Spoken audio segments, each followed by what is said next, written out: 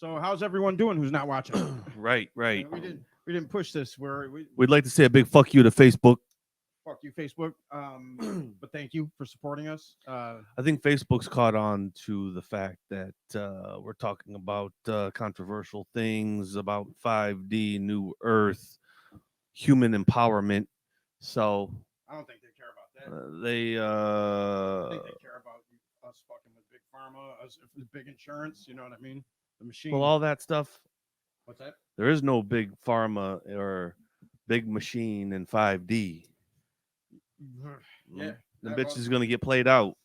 My well, shit's played out. we gotta achieve that frequency. Right now, we are waiting for our guest to arrive, Dr. Bradley Burgess. He is a holistic practitioner of sorts. Me and Vince went over to his place yesterday and got adjusted. How'd you like that adjustment? Man, it was it put my nervous system right. You know, I was most people know the crap I've been going through with business and I was at a heightened um place when you came in, and then yeah, I swear to God I fell asleep on the table. I fell asleep on the table, and anybody who's been adjusted, it's not usually the most comfortable thing to be doing is getting adjusted. I was out. I was fucking out. So yeah, my feet look new. Yeah, yeah. You also did the Candida detox, Yep. if I'm right. Yeah, and I don't know where this yellow shit came from. That was the The foot bath. it got in there. Yeah, It got in there and pulled yeah. toxins out of the feet. It was Yeah, yeah. I'm looking forward to having Dr. Brad go into all that stuff. I got the chemtrail detox, which my water as well turned real murky and yellow. And I don't know. While I was getting the foot bath detox, I could see my vision clearing up in a way. A little bit of mental fog went away. My hearing improved. Um, I don't know. It just I was very very impressed. I could see dead people. You're right, and my spiritual clarity went to a different level.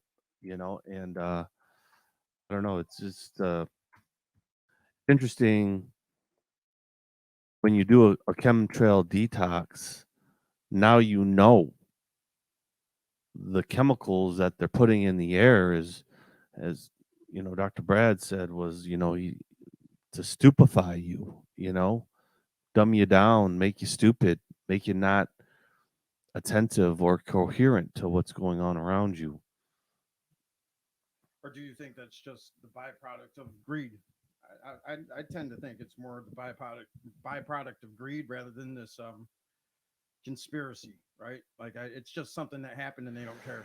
So you think the programming of capitalistic greed has sunken into our DNA and clouded it? Yeah, yeah, I mean, for sure. Or we, there's no way we would be this far gone if it it's like racism. So there's people who don't know that there's racist tendencies, right, that are brewing. Right. It's just how they were raised, and that's so Well, it's yeah, I mean, racism is one of those things that if it's taught in the household, well, it doesn't even have to be. You're still traumatized by it in this system. We're traumatized by capitalism now. You know what I mean? Like any isms, usually a power structure will corrupt in ism and make it bad. And then once that becomes bad, you're traumatized by it.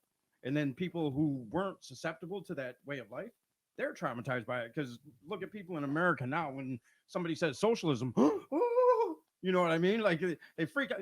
Nobody's ever even had socialism for real. You know what I mean? They've always been corrupted somehow. So, so the person on the other side, they're traumatized to fear it. You know what I mean? So that's why they use those words. traumatized to fear something they've never experienced. Yeah, yeah. I mean, well, shit. That's Look, the American way. yeah. Well, look at people's fear.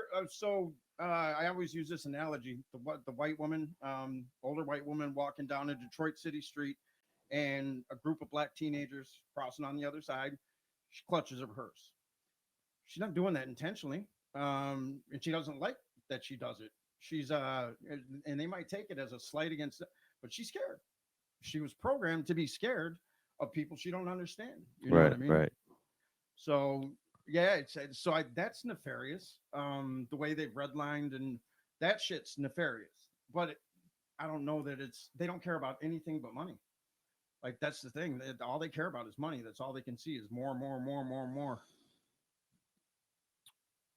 I had dinner with a friend last night, and he said that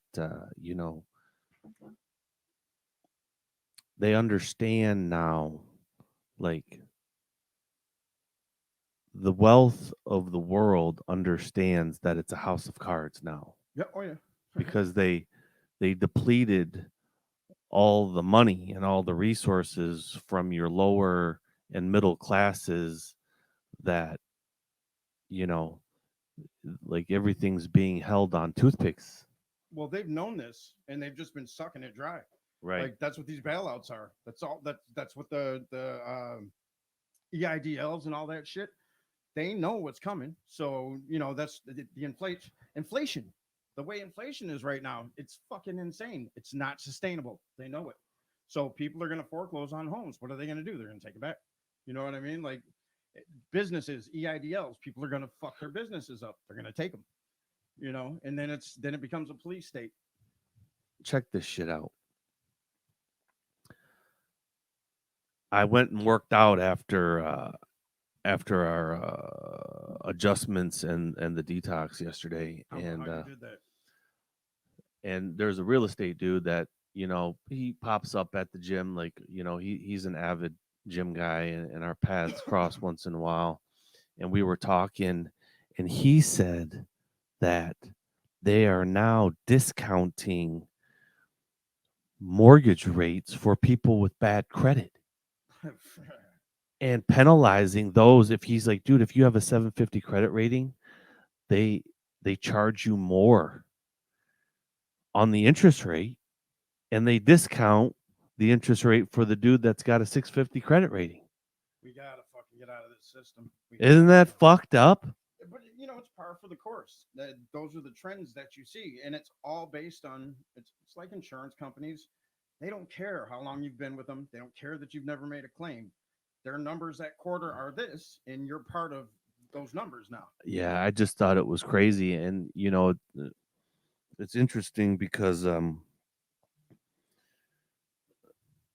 don't know, like if you bought a house like from pretty much like 2020 up until, oh, let's say a year ago, maybe a year and a half ago. I'm not sure the date that they started jacking up the rate, but like people aren't relinquishing their homes or selling their homes because that interest rate that they're locked into is like a fucking muni bond almost. Yeah, You know, yeah. I mean, who wants to go sell their house now?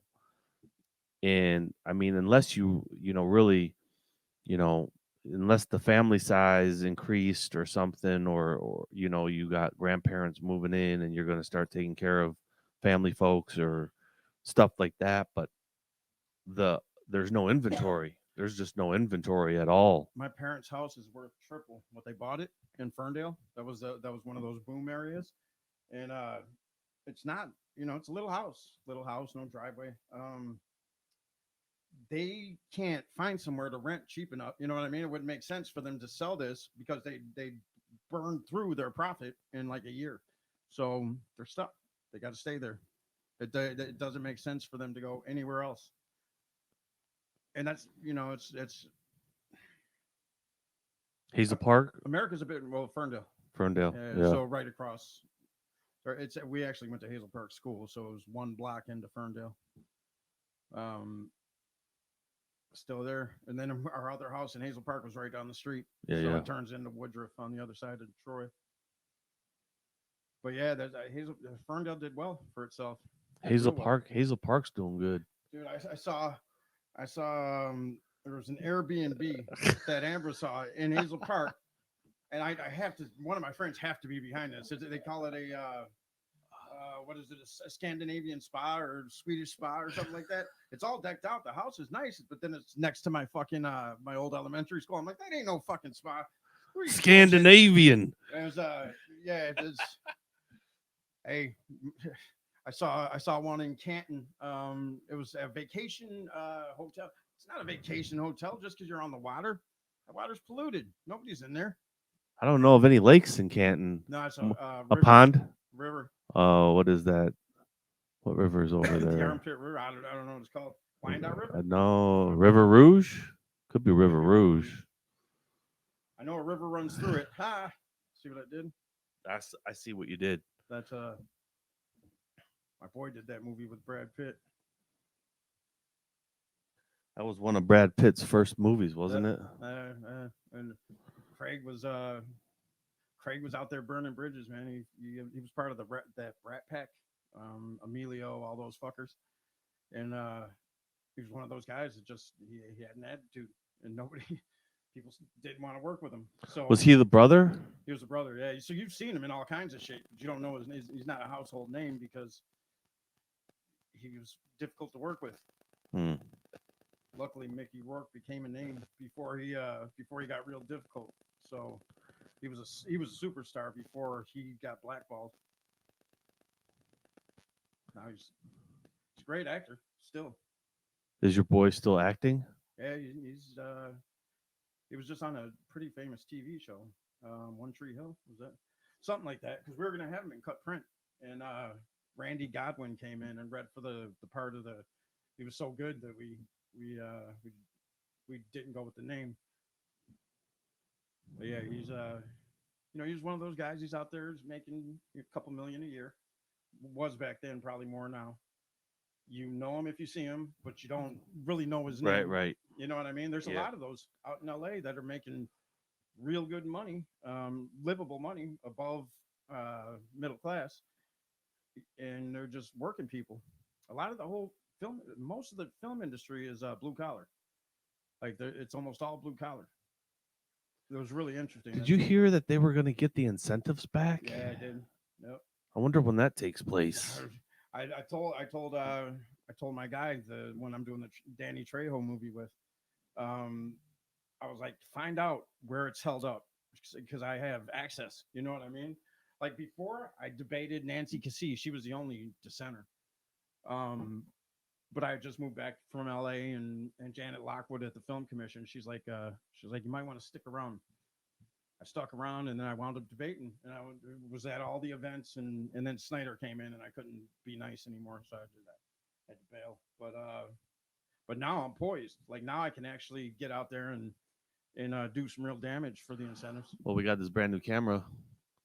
Yeah, Start we shooting can movies make now. Documentary. Yeah, we should be making a documentary about this. We kind of are. That's what Facebook is. People always wonder what those long ass posts are. I'm like, I just want to remember. I want to come back to it, and I'm also creating a story for if I wind up in trial. There's several things I'm doing, but it's really just journaling publicly. I want to be able to come back to it, and it helps. Like it helps a lot. Oh, here he is. We've got Bush. Come on over.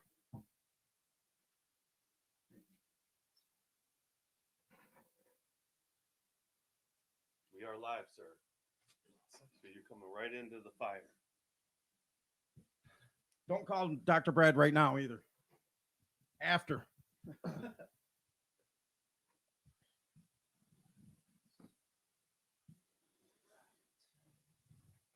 So this is Dr. Brad. Great to have you. Everybody.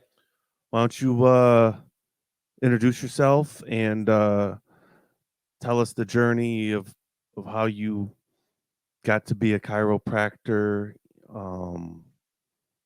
holistic medicine man, etc. Got to speak into the mic pretty close. That's you got to get up close. Right. Let's see what got me started in chiropractic.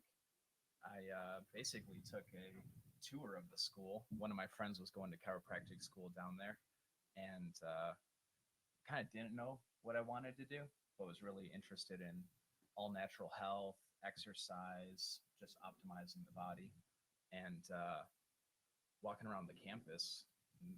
I just had like this innate feeling like this is what I need to do, and just kind of threw me even deeper into that journey, like looking more at natural health, how the body can support itself and heal itself. Nice. We were talking about the detox baths earlier before you came here, just kind of filling time and stuff. Go into that for us because I've got I've got people out in Colorado that because like I told them like I did a chemtrail detox and they were like, Yeah. "What? How the fuck you do that?" And I was trying to explain it to them, and you know, I, it was kind of difficult, but I was explaining the effects that I felt after the detox, and they were just like, a lot of people are still, doing the typical methods of detox, like juicing for 30 days and all that kind of stuff, and no flour, no sugar, and all these other things. Just elaborate in all of all that stuff. One comment on feet though. You ever notice like when you're doing shitty things to yourself, like shitty health things, drinking too much, your feet get fucked up. Yeah. They dry out and they get all fucking Yellow. yeah. Yeah, same with eating. People getting gout, Sugar. different types of arthritis. I just had it. athlete's foot. Yeah, sugar is one of the big ones. That's what we call one of the white devils. It is the fucking white devil for sure. Yeah, there's like pasteurized milk, and then you got your white flour too. Just anything that's completely processed and bleached out like that is That's pretty racist. typically bad No, for the body. that's racist. That shit's racist. Why's it got to Yeah, be yeah. white? White devil. It They is. are pretty devilish to us. But the foot detox works by basically splitting the water molecule and creating an environment where the body is going to go into a state of osmosis, and these built up acids and chemicals are going to follow the gradient and wind up getting pulled out of the body, which is really nice. With the Rife machine, that's the one I use. I Right. use True Rife, which is pretty cool. So Royal Raymond Rife discovered this back in the early 1900s, I think it was. He was like working in a microbiology lab studying cancer cells, and he accidentally left a vial out overnight of these cancerous cells near a machine that kept emitting these frequencies. Okay. Out. And he came back in the next day and was like, "Oh crap, this has been sitting out overnight," but decided to look at it and realized that the cancerous cells had mutated, were dying off in a state of transition. So that kicked him off on his studies to find, well, what frequency is going to kill this. And so he worked to find specific frequencies to kill different types of cancers.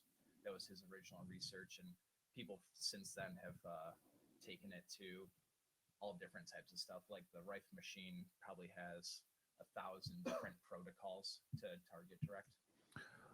And so how do you target them? Is it all through the different frequency that goes through the water?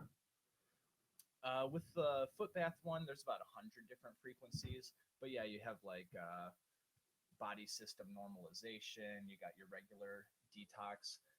I mean, the basis of the foot bath is to detox, so you're always going to have a detox reaction with it, but you can add on certain influences, and that's like the lights on there flickering, the electrical impulse is changing, Okay. to create different fields. So with and I know they're keeping the nanotechnology is already advanced.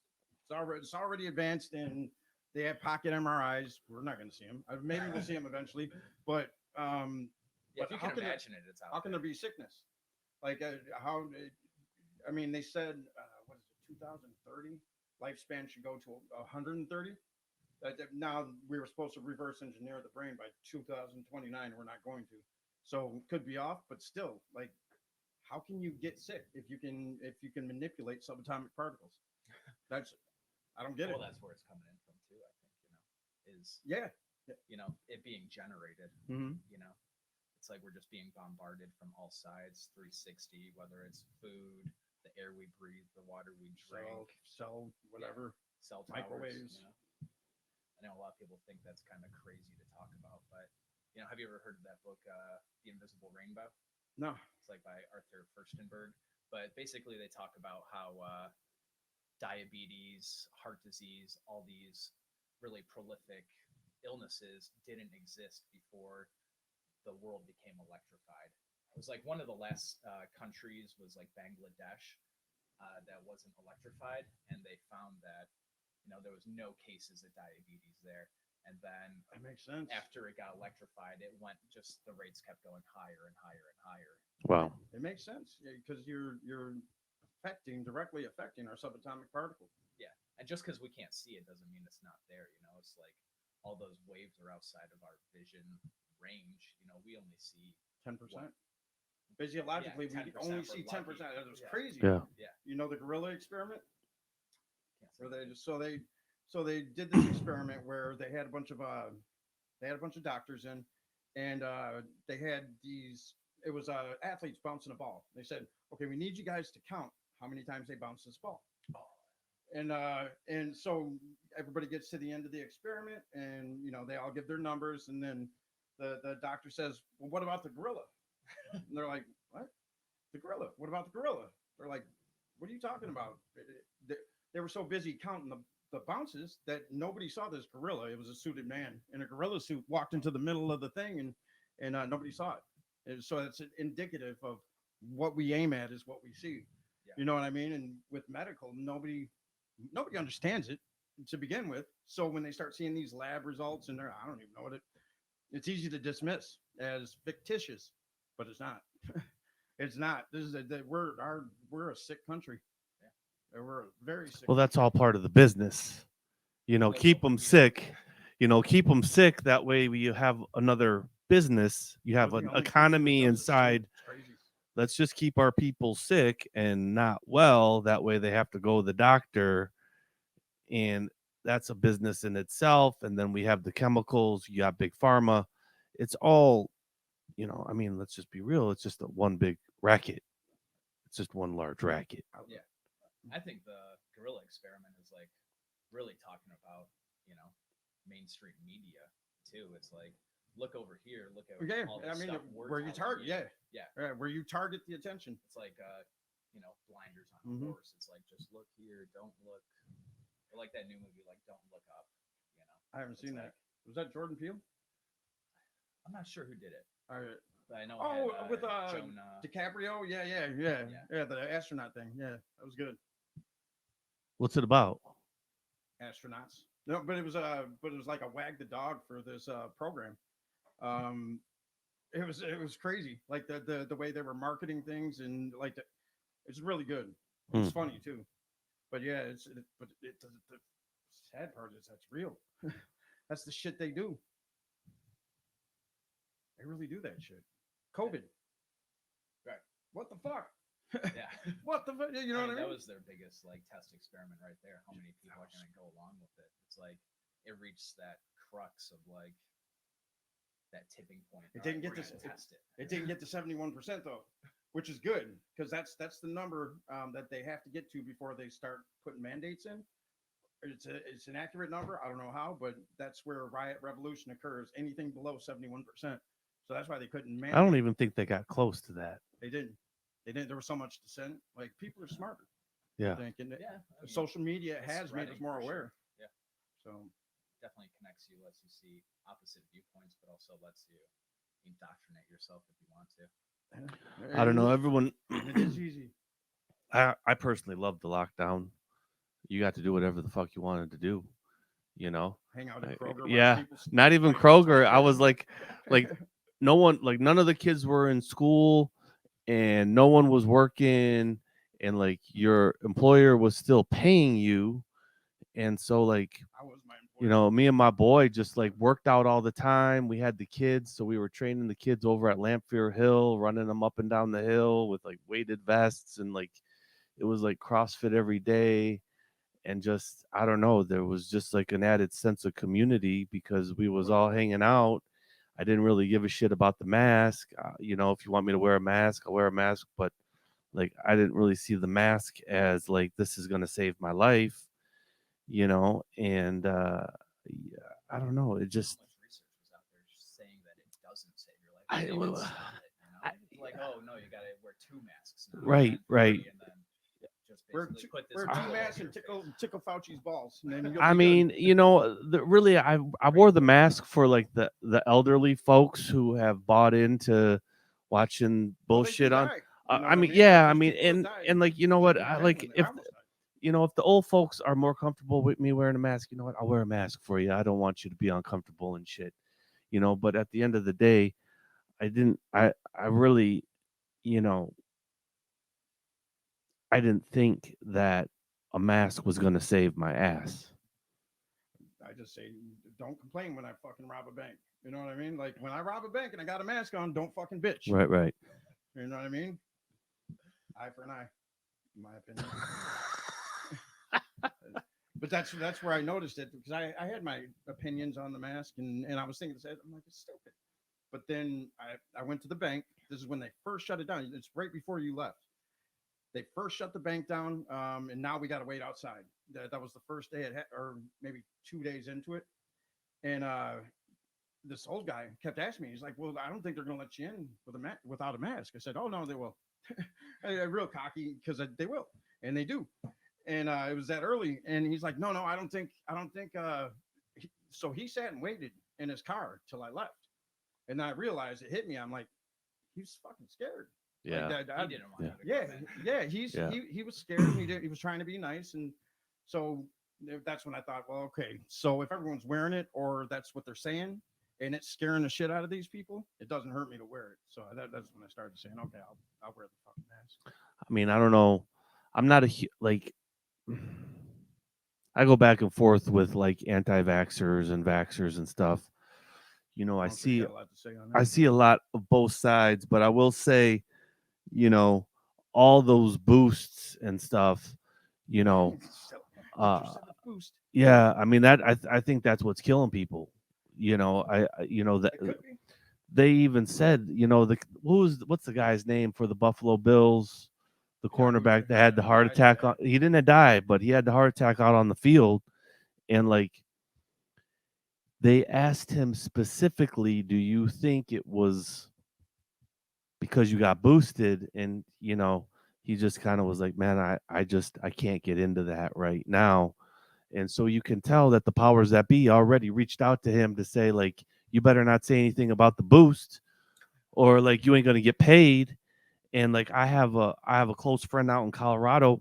Her cousin was a finalist on American Ninja Warrior. All right.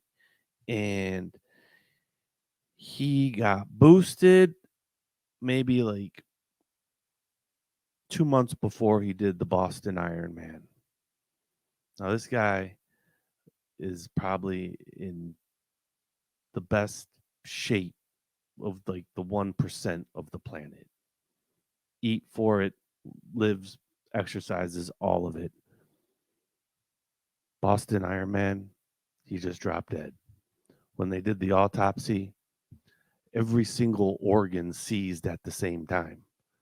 Now, you're going to tell me that an American Ninja Warrior finalist, all his organs that seize all at the same time, like, well, the T cells aren't going to do anything to stimulate the nose, but this is what I've heard, and I had Dr.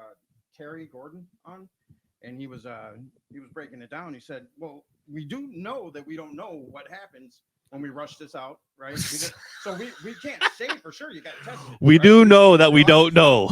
He said so we didn't know that Johnson & Johnson was going to affect women in the way, and it was going to cause aneurysms. We didn't know that.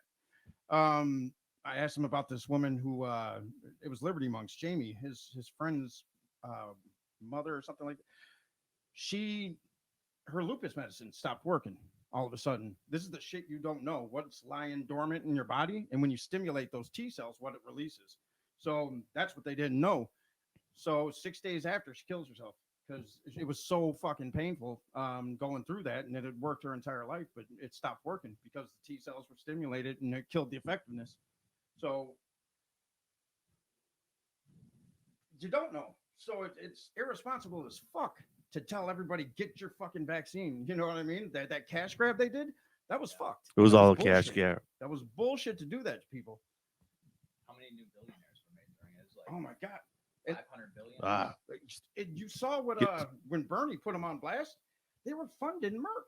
Like that was insane. Like they were funding them the entire fucking time. They funded their fucking shit, man. The ERC guys, um, they wrote that as a joke. That report wrote it as a fucking joke. Then it became the only one that was approved. The ERC, ERC, right? Is that what it is? The COVID test, Oh, PCR. PCR, yeah. Yeah. PCR. Well, even the guy who created the PCR originally came out and said you can't use this to. Yeah. You can literally find anything you want to find with a PCR test. Yep. It's like, And that's the Alright. mandate. That's it. That's the like, mandate. you need to get PCR tested. Even like kids going to Rudolf Steiner schools were being mandated to, by the Rudolf Steiner head association, Waldorf, were telling them you need to be testing every single week and wearing masks, like completely making Steiner roll over in his grave. yeah. Like Steiner had no beliefs about that at all. Yeah, they did it to us. They did it to us. What- I mean, they're kind of infiltrating all the mandating organizations, the higher echelons of like school systems. All your systems are being World Health infiltrated by Organization. that stuff. World. I mean, they're I all. think it's more like mass indoctrination for a bunch of. Well, they all owe favors. Like they, now they have sides, and they, with all the lobbying that takes place, now you owe that person a favor. So now you got to pay back. It's time to pay that favor back. And yeah, you got to say we need these vaccines. What? Yeah, no, that's what you got to do. That's your favor. Pay it back. I mean, I heard a commercial on the radio yesterday by Governor Whitmer, like promoting like all vaccines, like all the stuff, Business. like, and I'm like, when the fuck does this shit? Like, you got governors that are on the radio doing what a public service announcement, promoting vaccines and all this other bullshit, and it's like, where's free choice in all this? And why aren't they ever promoting diet? You know what I mean? Right. Like, why is that never happening? Michelle Obama did it for a little bit. You know, what I mean? Promote self-care. Yeah, I mean, when somebody gets a cancer diagnosis at a Western traditional hospital, they don't say shit about diet. Not a fucking thing. My son with suicide, they didn't say shit about his fucking diet. His doctor said, no, we're not putting him on anything. We're gonna pull back on the red dyes, and you know what I mean. And Yeah, it's insane. It's really insane. Like this whole system that not the whole system, but the corrupt arm of it. You know what I mean? That seized control of our Constitution and our fucking economy. It's anyway. We're going off. Yeah, We're yeah, going yeah. off. What do you know about the gene therapy that they're using in the vaccine? Is it just so that I know much about it. protein synthesis? Yeah, I mean, out in Colorado, RNA.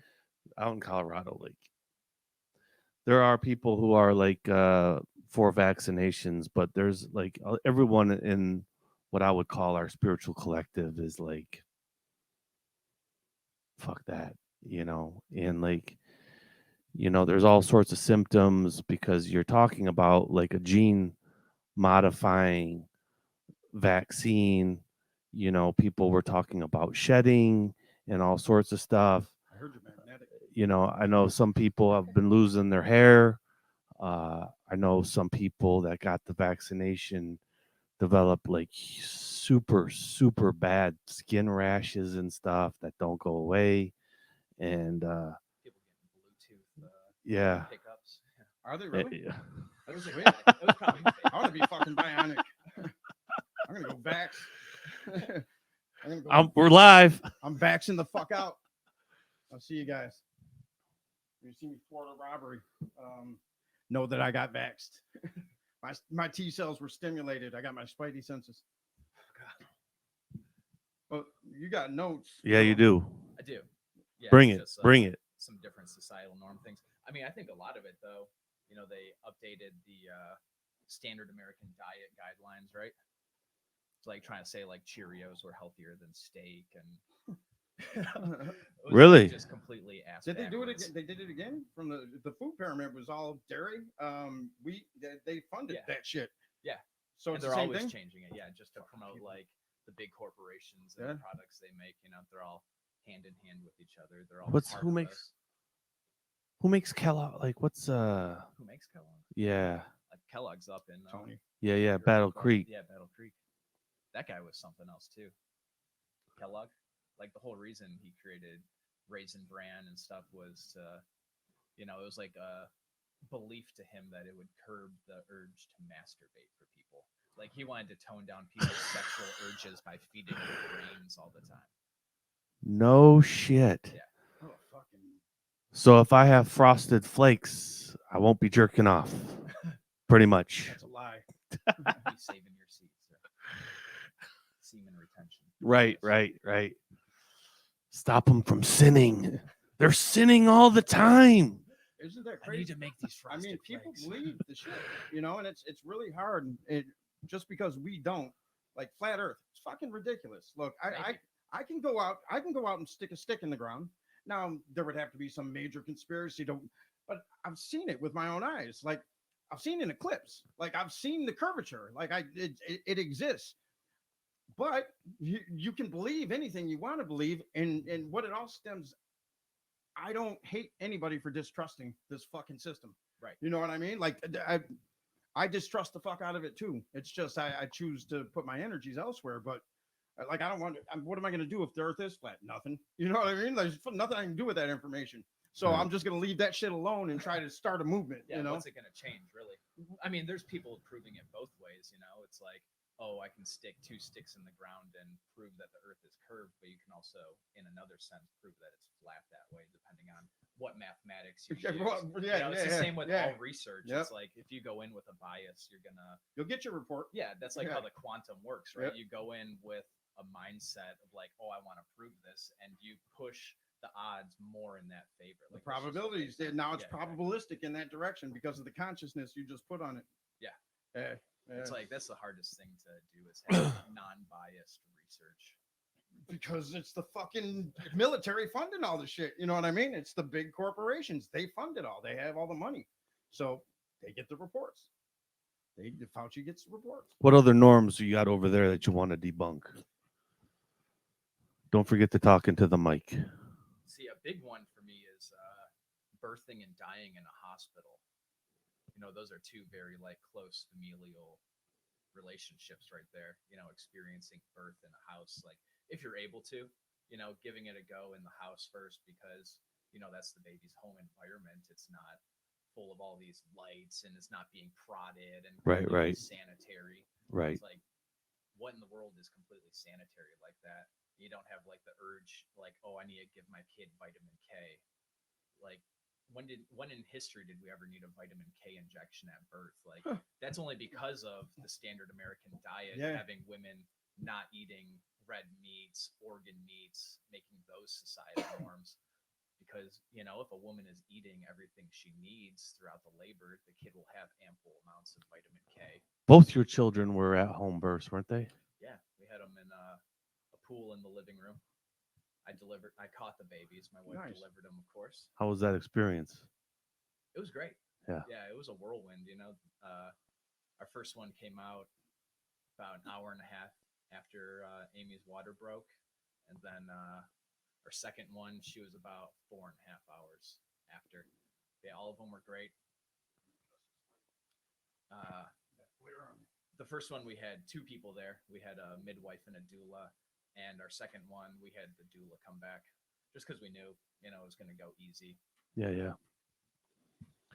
And then as far as dying at home, there's people who are death doulas these days, supporting people throughout the dying process. They should be surrounded by family, especially throughout COVID. You had all these people who were dying in hospitals. Yeah. Like literally never seeing a human face for 18 months. And there's one guy I listened to, Nathan Riley. He's the holistic OBGYN. He's got a lot of cool things to say. I bet he does. He's a holistic Czech practitioner as well. Yeah. But he was doing a death doula at the hospital, and his patient was literally about to die. And the guy hadn't seen anyone's face in 18 months, and he pops his mask off and is making facial contact with this person, just trying to help him relax into the dying experience. And one of his coworkers reported him, and he got completely fired. I mean, he was working in the California healthcare system, so we know how insane Right. California is about everything. Yeah, my dad during COVID, like during the lockdown, like once I knew the lockdown was there, you know, my dad's health had deteriorated pretty bad. I was pretty much my dad's caregiver for like 3-4 years.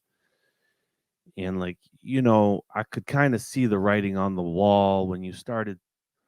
Everyone was looking for the ventilators, and there was like such a big ordeal all across the country. We don't have enough ventilators. We don't have enough this. And like, I'm looking at my dad in April, and I was like, like you wanted to, like, his goal was always that he wanted to die at home. I promised him I would never stick him in a retirement home or any of that bullshit. And so like we started talking about it because I was like, like this is, and he's like, I'm good with it. I'm not going anywhere. And I mean, he didn't go anywhere. And, when the spring came around, his breathing got real bad. He had emphysema and CLPD. And like, pretty much like we just brought hospice in. I told the people at hospice, I was like, he's not going anywhere. I was like, he's not going to the hospital. Fuck all that bullshit. No doctors, no nothing. You came referred, and pretty much hospice was like, yep. And like they kind of came in and, they give you a box, the box with all the drugs. And they're like, Yeah, that's one thing too, man. I feel like a lot of people that I listen to who are death doulas, just talk about how it just takes away so much from that dying experience. Like there's so many revelations in the dying experience that like being drugged up will take you away from. Yeah. Like the one guy, Arnold Mindell, he's like a shaman, but also a death doula. And I mean, he's had people right on death's doorstep, and he'll just be like working with them, like through shaman type prospects, and they'll realize something that they didn't do in their life, and they'll come out of it. And like he had one guy come out and live for another 2 years. wow. And his whole thing was like having to speak his mind and like just getting these things out there. And once he did, it was like 2 years later, and he died. I believe that. That's not even spooky. Like that's not woo woo. That's just physics. Yeah. You know what I mean? That's we know we're all energy. We know it for a fact. We know that. To say that we're like, even from a quantum physics perspective, if you don't believe in God or nothing woo woo, we were at one point of singularity. Yeah, the 0 point. So, and we know quantum entanglement exists. Like, so we know all these things. Why do we resist? You know what I mean? Well, it doesn't make money to talk about probability, really. You know what I mean? Yeah. You need deterministic thinking to be able to sell shit to people. I'll let you go on with your points. Let's see. Remember talking to the mic. It's one of them things. People eating non-organic food, just going along with that norm of society. Like, oh, this is what's in the grocery store. This is what's good for me. I don't ever ask my local farmer, what they're doing. Never been to a farmer's market. I mean, the stuff that they're spraying on these foods, especially foods coming up from like Mexico, South America, a lot of times, My God. they haven't outlawed DDT down there. There's so many chemicals that they're spraying. I mean, Are you we're so far behind. What are you on, using to wash your fruit? Are you using baking soda? Baking soda, vinegar, thieves essential oil. Okay. Like rubbing those on for about 30 minutes, unless it's something like grapes, which I'm not eating anymore. Right, right. Since doing carnivore. Yeah. You're gonna have to get into the carnivore diet for us as well. Yeah, I mean, even then, like I see on the carnivore diet, people posting, they're like, "Oh yeah, carnivore diet's not expensive. I just went to Walmart and bought like 50 pounds of brown chuck beef." ish. 50 pounds of brown chuck-ish for $2. Like, what kind of chemical shitstorm you just ate there? Like, that animal was so stressed out throughout its whole life. If it wasn't even an animal. Yeah.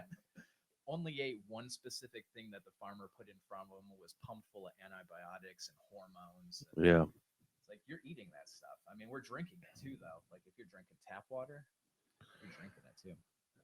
Yeah. Saturday Night Live had this skit where the Ving Rhames was actually in the store. He was with his voice advertising 3 for $10. Like 3 for $10. I can't even get that much roast beef at the store. For how am I getting 3 roast beef sandwiches for $10? Right. Right. And then they went to the Taco Bell $5 box. They're like, what the fuck? How? Like, food's expensive. I see it. Yeah. Fast food's not. You know what I mean? Like everything that's fucking horrible for you, it won't go bad, and you can get it. Yeah. Like it's. I think that's nefarious. But it was really a greed play back in the 50s that started this whole fucking thing with manufacturing and preservatives and additives. And that was what's his name from McDonald's. Well, you know, I That's was when they really. started mass marketing fucking food. I had this conversation with somebody. Is that a lot of the mass marketing, mass food all came right around baby boomer time. What was the 50s? You know, you stuck When the it baby started. boomers in front of a TV and you fed them a bunch of garbage, and That's when they had control of our right, and they became docile. But they also, like most baby boomers, like at that time in this country, a lot of people had money. Like your middle class was huge, Well, and TV was new and exciting.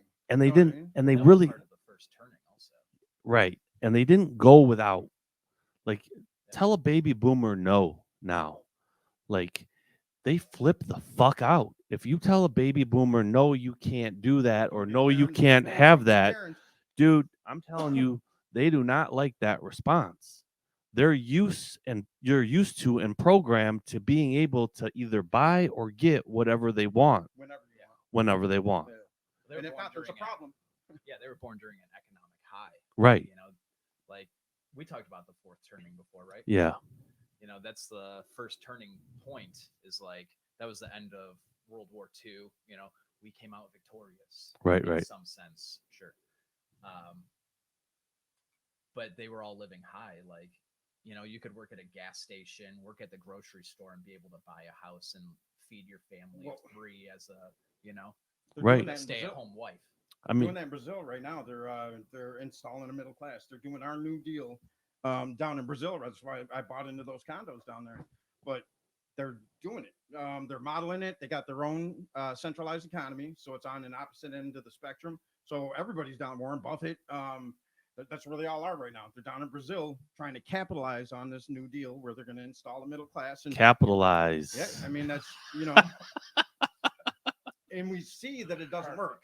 Right, right. You know what I mean? It doesn't work. Trickle down economics is stupid. You know what I mean? It doesn't fucking work. It's just like multi-level marketing. Yeah. Well, Same thing. it can work for a little bit, and then all of a Right. sudden it's like, oh, the Ponzi scheme's over. What the fuck? Yeah. The Federal Reserve's a corporation? What? The military-industrial complex was that high. Yeah. That's when they learned, oh, shit, we're getting more. We can convert these factories, and we can make some fucking money. Yep. And then they killed the president after that. You know, when he didn't want to go to Vietnam, they said, no, we're going to stay here. You know what I mean? We're going to go ahead and keep this shit. And it's been like that ever since. You see the same players from Nixon. When Nixon took office, you see that the Bushes, and it's all the same players. Nobody's changed. No. Nobody's changed. It's crazy. I mean, I don't think right now you can pull off like a Vietnam type thing. Like, you know, They just did. I mean, Afghanistan, Iraq. I mean, you still, I know you have people that in this country that will want to be a soldier no matter what, you know, Oh, yeah. and, but like to pull off a draft now, let's say, you know, you already got troops in Russia. Yeah, You already got 10,000 troops in Russia. No one's really interested in that bullshit because like the inflation is so high here. Like, how am I gonna, like, how are people with children and everything? You go start doing a draft. Who's gonna take care of my family? I'm still check to check. And now what? You gonna want me to go to Russia? Fuck all that bullshit. You know, you can't even get your own country right. You still got wars here. And I mean, honestly, most people think right now that there's a whole spiritual war going on as well. Yeah, and I don't know if it's ever and been and how suitable much for like power structure. propaganda right now is really hard to fucking sling. You got to be a creative motherfucker Well, it's to fucking fragmented. sling some fucking wholesome USA propaganda. Tommy Lauren, you know what I mean? You get these, they sling that fucking shit all day, and there's people that believe it. You're gonna have some, but to get a majority of your population to buy that bullshit, try slinging propaganda in the hood. Well, it's equal. It's equal that they won't dissent it either. You know what I mean? They're just complacent, and that's the problem. Like if people would dissent it at least, then we might have a fighting chance. That's what we the people is. Like if just stand up against it. Just say I don't like this. Say I know what I'm worth, and that's it. That's all you got to do. But people are just they're so fucking. People are beat up, and they're paycheck to paycheck. 86% of the fucking American population is considered paycheck to paycheck. Yeah, That's disgusting. Yeah. You know who's not? The motherfuckers that are down in Brazil right now with our money. They're not. Probably shouldn't be laughing about that. I mean, you got to. You know what I mean? You got to laugh about it because, I mean, if we're not going to do anything, laugh. Fuck, make it a joke. You know what I mean? Like, or fucking do something. And that's what we're doing. I mean, that's what podcasts like this are doing. That's is bringing awareness to the problems and you know, letting people know that there are collectives, there are people who think along these lines, there are open forums, that we don't have to settle for this fucking bullshit anymore. And the whole thing is to organize and understand you don't have to play the game, you know. No, and it's actually cool to talk to people that have different opinions. Right. Like that's actually valuable. Like, you know what I mean? That's what Joe Rogan did. That's why I love what he did with that podcast, man, is the long form conversation. There's a lot of people. I mean, when I went to see Jordan Peterson give a lecture, it was out in San Diego. And it was at the it was a real famous concert hall. This fucking guy sold out. This guy and the eclectic group of people that were there to see this guy speak on 12 Rules of Life was pretty amazing. You know what I mean? Like that, you don't hear about that in the news, but there's no fights and everybody's down there laughing, listening. There's people that are craving common sense. You know what I mean? Like they want it so bad. They don't know how to get it on a daily basis because then they go back to their 2 minutes. Every 2 minutes, you get a dopamine hit. If you're not on guard, you get a dopamine hit. Right. Then they tell you you're not good enough, but then they tell you what to buy so you can be. You know what I mean? Did you ever see that documentary, Social Dilemma? Oh, yeah. That was fucking amazing. It was scary, too. Yeah. Like the people who created that shit, I was like, whoa, my kids are addicts. Fuck, I'm sorry. You know? And they all bailed. All the ones that created all that shit were like, I'm not no longer doing that. We don't let our kids on there. Right. Yeah. Steve Jobs. But get your kids signed up. Right. That's the same thing with school, you know. It's like all those people are having private schooling done. They're not sending their kids off to public school. That's like indoctrination sites. Those are the people who are like, yeah, sign me up for the war. Because that's what school started as. You know, in Prussia, it started off as Schula, you know, and their whole goal was in order to make people so loyal to their country that they were willing to die for the king, because they realized that no one wanted to go out and fight these battles anymore. People were so docile and like happy with being in communities that they weren't going to war anymore. And they were like, how do we convince them that we need to go to war? It's like, who's writing the textbooks for us these days? Yeah. You know, it's like, how do we know what's in there is true? Well, people in Europe, they look at us, pledge allegiance. Like the fact that we pledge allegiance to a fucking flag from the time we're kids, that's mind blowing to people in Europe. I don't think they do that anymore. It's like Catholicism, you know? They mastered brainwashing back in like the 9th, 10th century. Original sin. You can never be right. Wasn't it St. Augustine who came up with the sin shit? Well, you know what sin means, right? No. So it's an Aramaic term and it's an archery term. All sin means is to miss the mark. So when Christ was about sinning, it was miss the mark. You didn't say you're bad. I don't think Christ ever talked about sin. I don't think Jesus. Yeah, well, I don't know. I thought St. Augustine came up with the idea of like sin.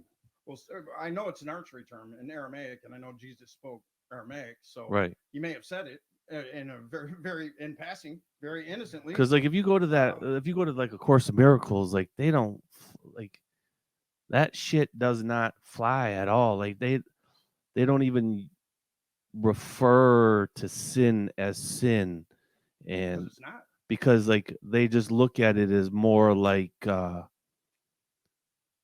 Human fallibility. That's all right, it is. right, like I just need spiritual correction, Right. you know, We're- rather than, you know, that like I'm not as close to the creator as, you know, like the divine mind. Like if I'm gonna go, like you're human, you're gonna go do these things, but like if you're based in love and compassion and non-harming, like, you know, and let's say you fuck up, they don't look at it as like, they just look at it as like spiritual correction. But you had this whole There's no thing is- 10 Hail Marys. There's none of that bullshit. You know, there's none of that. well, we're in a field of trauma. Like, and what I learned is that from PTSD therapy is it's not the traumatic event that causes PTSD for me. It was that my relationship was broken with my caregivers at a very young age. So Yeah. the processor, my ability to process trauma, because we're in a field of trauma. We were talking about it, the birth canal. So if we're light particles, wave particles, our true function, we're all frozen and suspended animation right now, living against our true nature, even from a physics perspective. So it's traumatic. And most people's processors are broken. And these fuckers, they that's what they feed. They feed Yeah. that system and they throw these words, racism and all this shit into the mix and then step back and let us fight each other. You know what I mean? Right. That's what this is. Everybody's in their defense mechanisms and they can't get out. And you think you're arguing a good point, but you can't even get into your fucking neocortex. And a lot of that shit is because of all the fucking chemicals that we're ingesting on a daily basis. Well, I mean, that's part of it. You know? It's all part and parcel, you know. I mean, I think it all started back at like the Great Depression. Like, yeah. Once that happened, that was like a reset button, take everyone to broke, and then start feeding them information from there on out. Because they had to, because they just fucked up everybody's money. You know what I mean? Like, that's what's going on now. When Social Security is taken away, that's why I'm so passionate about this thing, because I'm not going to be looking my daughter in her eyes on a food line in 10, 15 years and saying, I could have tried something. You know what I mean? Like, I'm not doing it. That's what they did. They did the same shit. Yeah. So now Social Security and your pensions, everything's going to be gone. And now you're going to look at the real culprit. You're not looking at your neighbors. They better have guns pointed at us. You know what I mean? Like that's what's happening. They've been let those fucking corporations fail and because we're resilient, poor people. You know what I mean? Like the fringes will be all right. Yeah. You know, we're gonna be okay. Yeah, I'll be out in the woods hunting, fishing, Right, you right. know, building. You can't Enjoying ticket my me. life. Yeah, You exactly. can't ticket me. I'll for be bachelor enjoying my ranger. life when you collapse. I don't need a I DNR promise you. license. I promise you. Like, why don't we just move out there right now? You know, what stops us from buying? Like, that's the hardest thing is finding a tribe to go out there and buy like I- 100 acres. So I'm- gonna I'm show you- working- I'm I'm gonna working show you on it. We the people right now. So we haven't launched it because we don't have a developer yet. So we haven't launched it wide, and I'm afraid it's going to go viral, and we're not going to be able to handle it. So we got 100-something people in the movement. It's basically grassroots, and it shows what our economic ownership is based on their numbers, what they predict we'll spend. So we got those numbers. This is insane. So you take 101 people out to the woods, and this is the money you keep.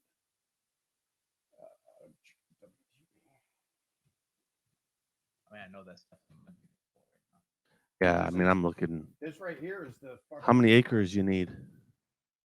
don't I think- mean, if we want to raise cattle, you I know. meat cattle and some good raw milk. look at cattle. look what we keep daily. If we don't spend it where they predict monthly, that's 102 people. That's 2 classrooms that basically you take out to the woods and create your own economy. Yeah. You're not doing anything illegal. You're just not spending where they think.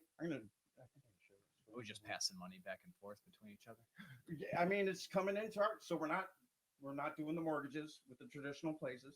Mhm. I think we'll get Elon in the movement, and we'll invest in Tesla or whatever does satellites that there's people out there that don't want to be quieted anymore that have other technologies. It's just that the machine is so big.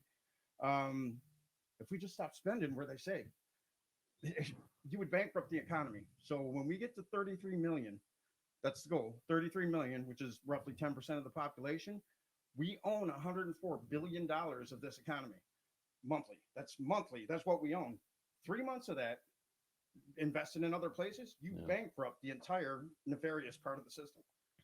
They can't function because you're not paying mortgages. You're investing in other places now. Right. The stock market's dead, and you did nothing illegal. Nothing. You just said we're done. So let me get over here. I think we should. All right, there we go.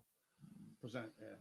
So, what are some of the other norms? I know you got a lot of points you want to cover, and I want to cover them too. Let's see.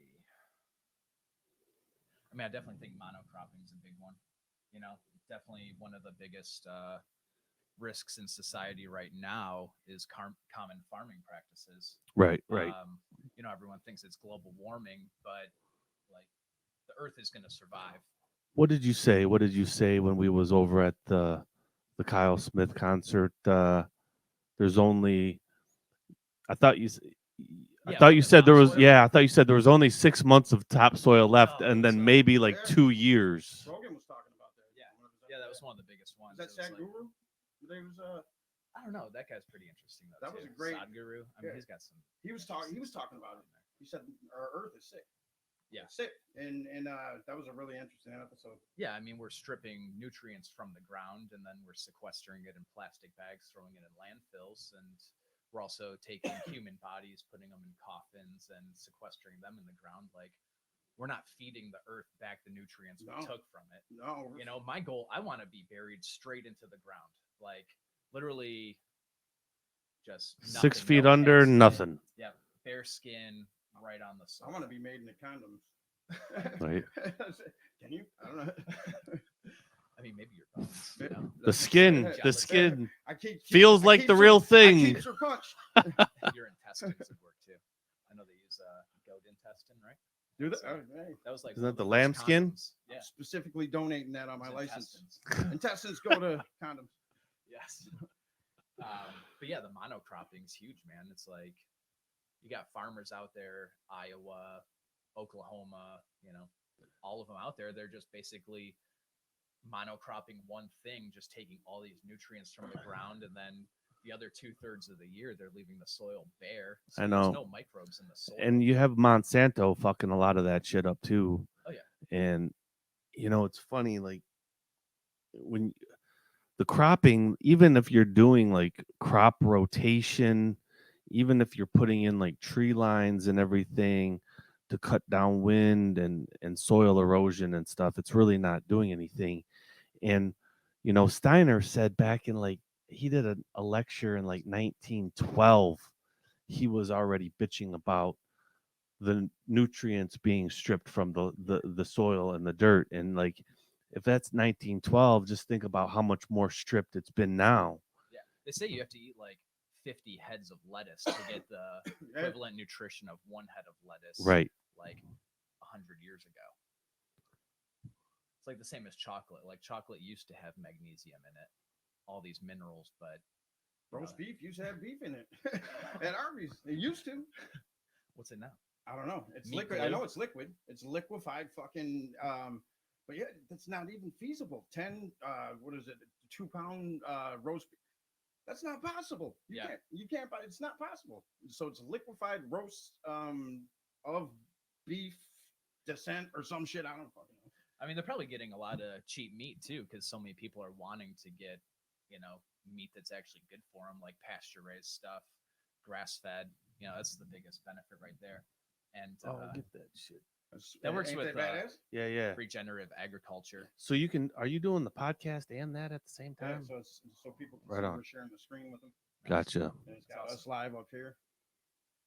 Yeah, regenerative agriculture, they were finding, you know, cattle raised on it, they're actually sequestering carbon in the ground, whereas your conventional cattle, like being in giant warehouses or stalls, like they just built a 26-story skyscraper that is a pig farm.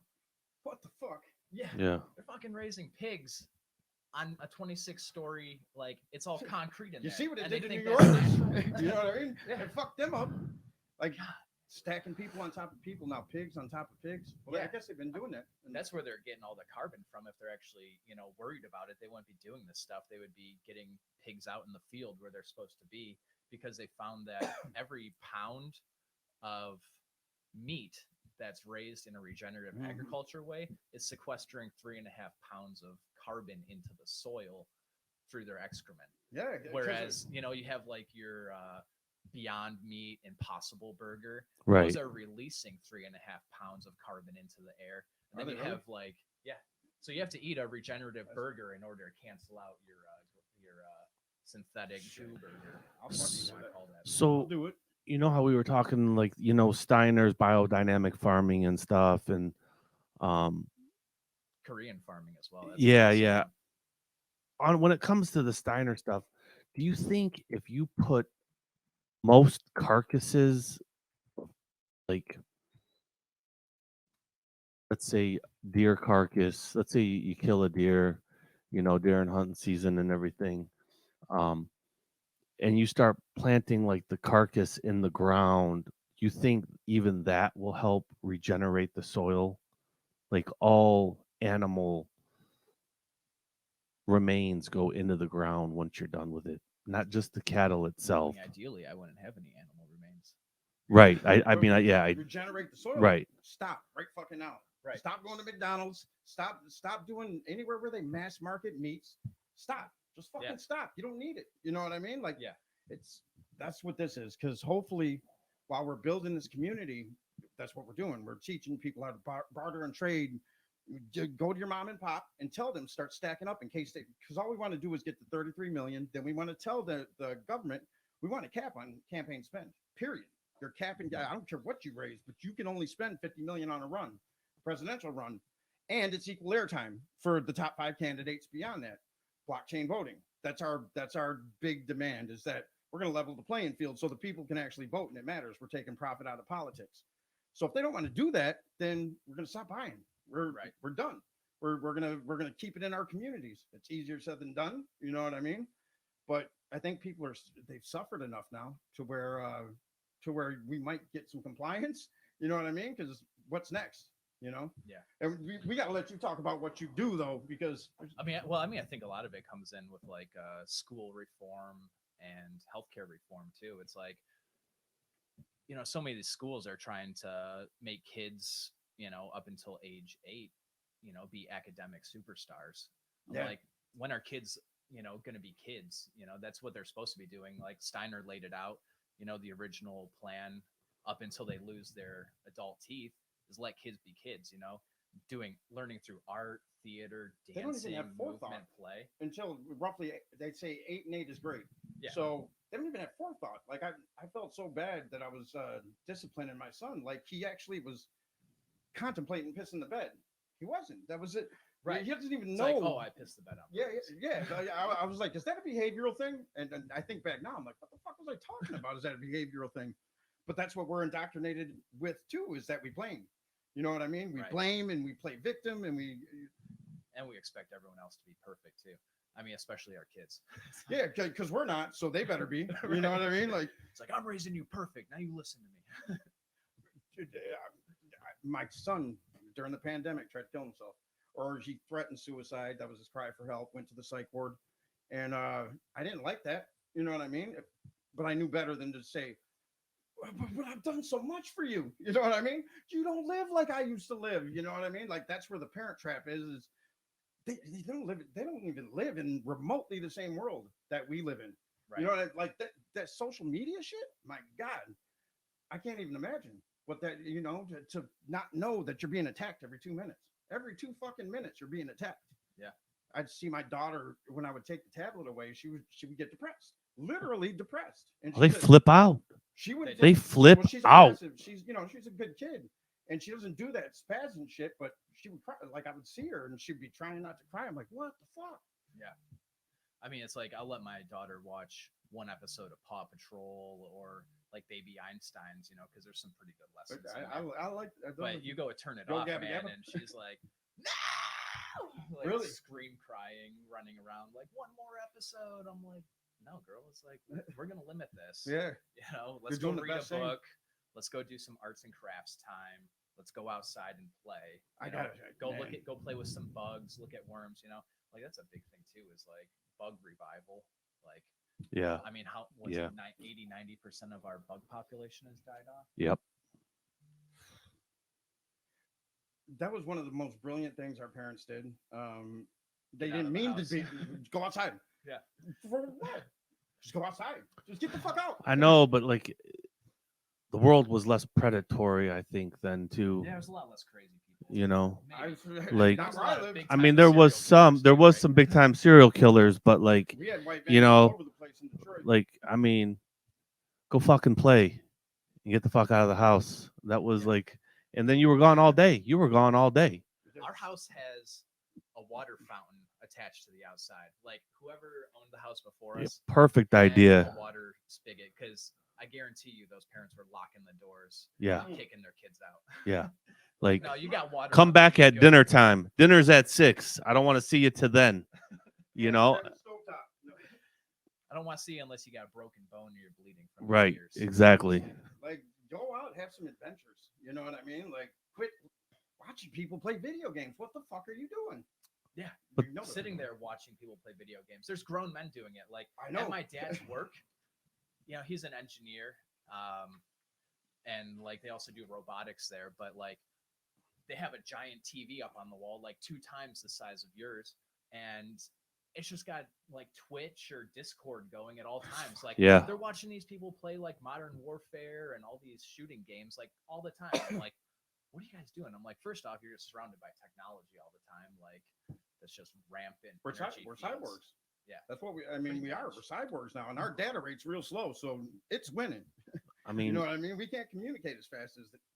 Yeah, it's like we got 5G, and I feel like my phone's slower than it ever was. I'm like, wasn't it supposed to make it faster? you know, there's What's already it actually 10G doing? is already out. 10G is already in Colorado. Well, They're putting it in the I'm ground patenting over it. at my brother's neighborhood. I'm gonna patent 20G, and I'm just gonna release it. You say, got I was 20G. like, great, you know, like I'm not a big technology guy. You know, I could really give a shit. You know, Yeah, if I was I'd a community man, it would be, yeah, that's one of the biggest things that people get attracted to about technology is like the false sense of community. right. Well, 'Cause it it's it not doesn't really have to be there. false. No, I bet Yeah, you- I mean, it registers as real what they found. for me, know? it's real. Like, so when I started posting what I wasn't, right? Like, I knew I wanted to be this way, and I started changing. I wanted to be a good father. So I started posting shit that mattered to me. Now, I Yeah. had friends that, oh, you're faking, being sanctimonious. No, I'm working towards that, and people started dissipating. Yeah. So I don't see shit on my feed that other people see. Like, I still see some things, but it basically the algorithm can work in either direction, and AI is here to stay. That's what we're doing with SSI is, and the movement is AI. If it's here to stay, so it's either going to be the powers that be, they're going to have it, and it's going to be ran by nihilism for profit, or we're going to get a hold of it. We're going to demand it through we the people, and it's going to be demanded by nurture. And then it starts programming the best parts of humanity, because that's all it does. It doesn't have any bias. It doesn't give a fuck. It just Only computes it's what you give it. program bias. What's that? Yeah, Only yeah, program Yep. bias. Yeah, I've seen that they've been programming biases in there. You know, like yeah. say something good about Trump or something like that. Like, not that I like Trump, but they were basically saying, "Oh, we can't do that." And it's like, say something bad about Biden. "Oh, we can't do that." It's like we don't have that capability. And that's where you know that if we're smarter, you know what I mean? We just are. We're smarter, but if we keep feeding it fucking election cycles like this, where people are using internet warfare, it's gonna be dystopia. You know what I mean? Yeah. It's gonna be. There's no 2 ways about it. Neuralink is supposed to be something that solves it. That can be the opposite end of the spectrum. Yeah, you won't find me doing that. Yeah, I don't think I need Neuralink. I think I'm good. Yeah. But maybe I'm not. I don't know. I'd rather be connected to the earth than everyone Yeah. else's mind.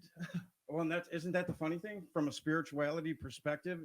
We're just now creating technology that does what the ancients told us we could do. You know what I mean? Like, Oh, dude, they were way smarter than us. so Like, I think Ancient Aliens is almost like a psyop at times too. Like, I mean, granted, I believe we've been visited by aliens, and we still are all the time. You know, like Stephen Greer. Yeah, yeah. Close Encounters of the Fifth Kind, where you basically draw them to you, It's pretty interesting stuff. Yeah, I got But that sounds again, Palladians, how could it not be? Octurians. How could it not be? You know what I Yeah. mean? Like 13 billion years. That's only this universe, but you don't think maybe something else is out there? You know what I mean? Like I think right. that's a pretty slow working And fucking like universe. only, the greatest things of all time are due to aliens. Like I think humanity had, way more mental capacity back then than we do now. Yeah, There was one thing I read. It said the common man today experiences more stress in 3 days than our ancestors did in their whole lifetime. yeah, every fucking day where we should be dead. You know what I mean? Like that. Well, that's what you take care of. That's what you treat. Is that stress? Because I know yesterday I was stressed to the max when you came over, and then I was falling asleep on a fucking adjusting table. You know what I mean? And that's not something that's uncomfortable sometimes, is getting adjusted. And I was out like a light. Good, man. That's what we like.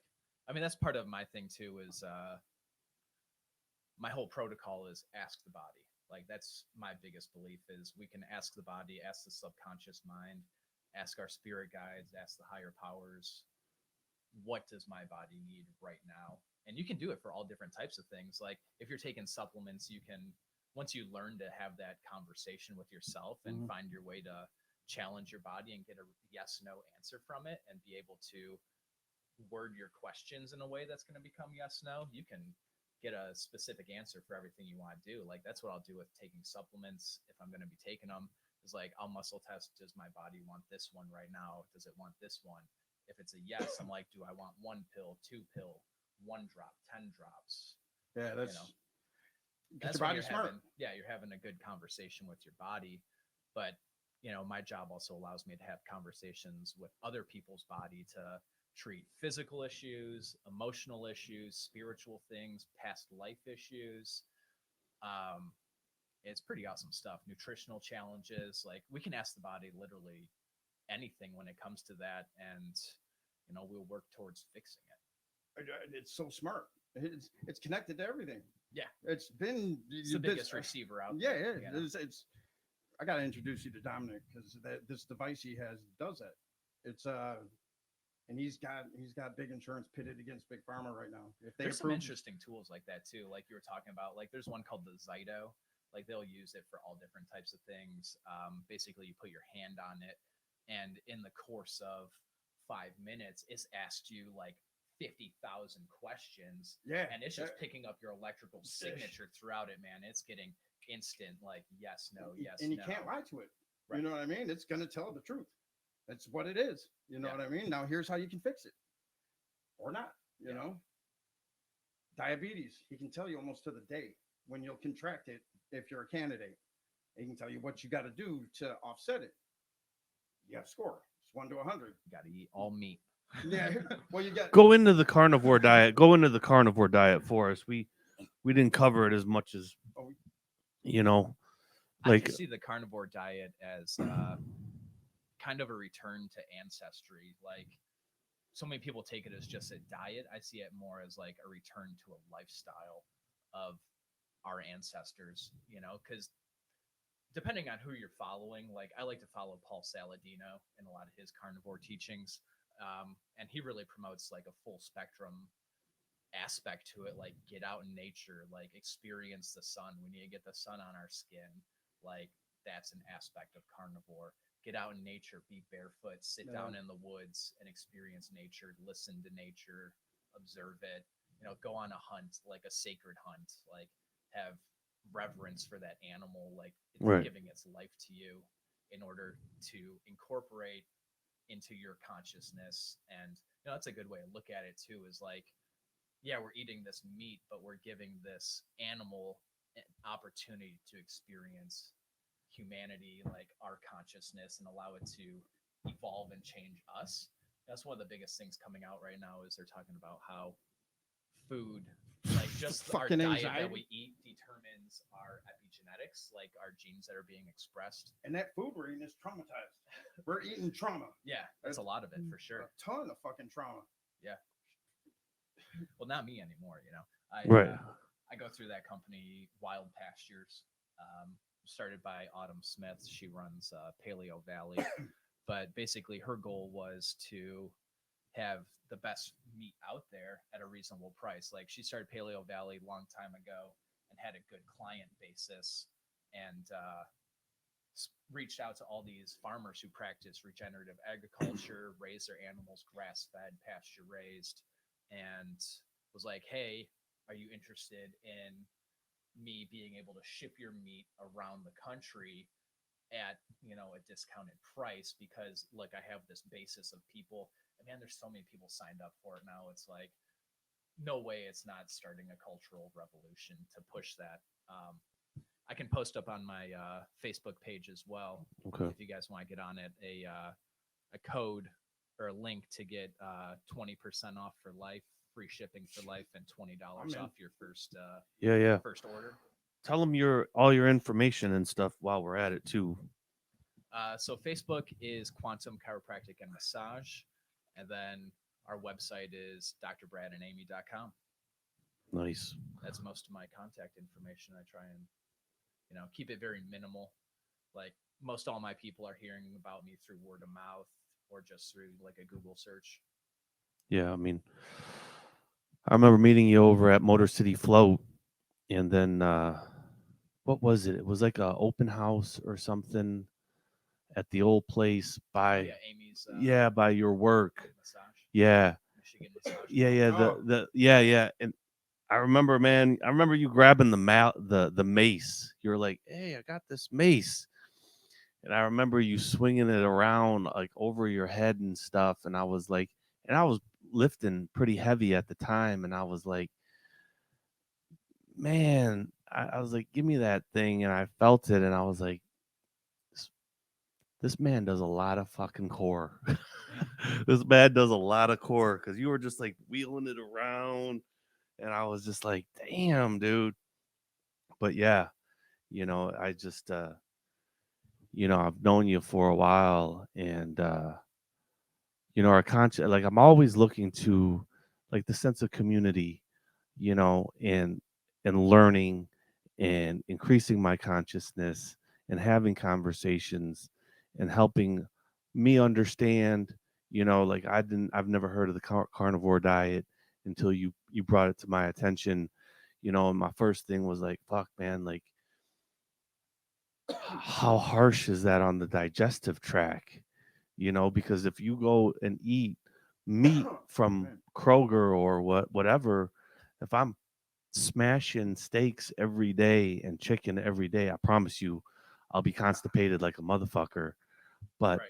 you know, Especially animals that are fed, food that's been sprayed with glyphosate Roundup. right, They're compounding down those toxins. It's like you can eat veggies and stuff, sure, if you want to, that are sprayed with glyphosate, and you're not going to have as big of an impact on your body. Like, yeah, it's going to damage your intestinal lining. But if you're eating food that has been compounded, like a cow is eating, 50,000 pounds of grass in its lifetime, dude, you're getting all that glyphosate compounded down into its body also. That's like the same thing with like the fish you eat from the ocean. It's like I only eat sardines, anchovies, and salmon, cod. Like those are my limits. Like I won't go any bigger than a salmon or a cod, because the larger fish, they're eating fish and they keep compounding down the chemicals into their body. right. How do we fucking? I don't get how people. Yes, I do. I know how people stay away from evidence, because if something affects a person in a negative way, they go right into their fight or flight. They defend themselves, and now they can't hear the information because it might affect their. When you're paycheck to paycheck, this is what happens. You know what I mean? I You mean, it's stay in- expensive to fucking be healthy.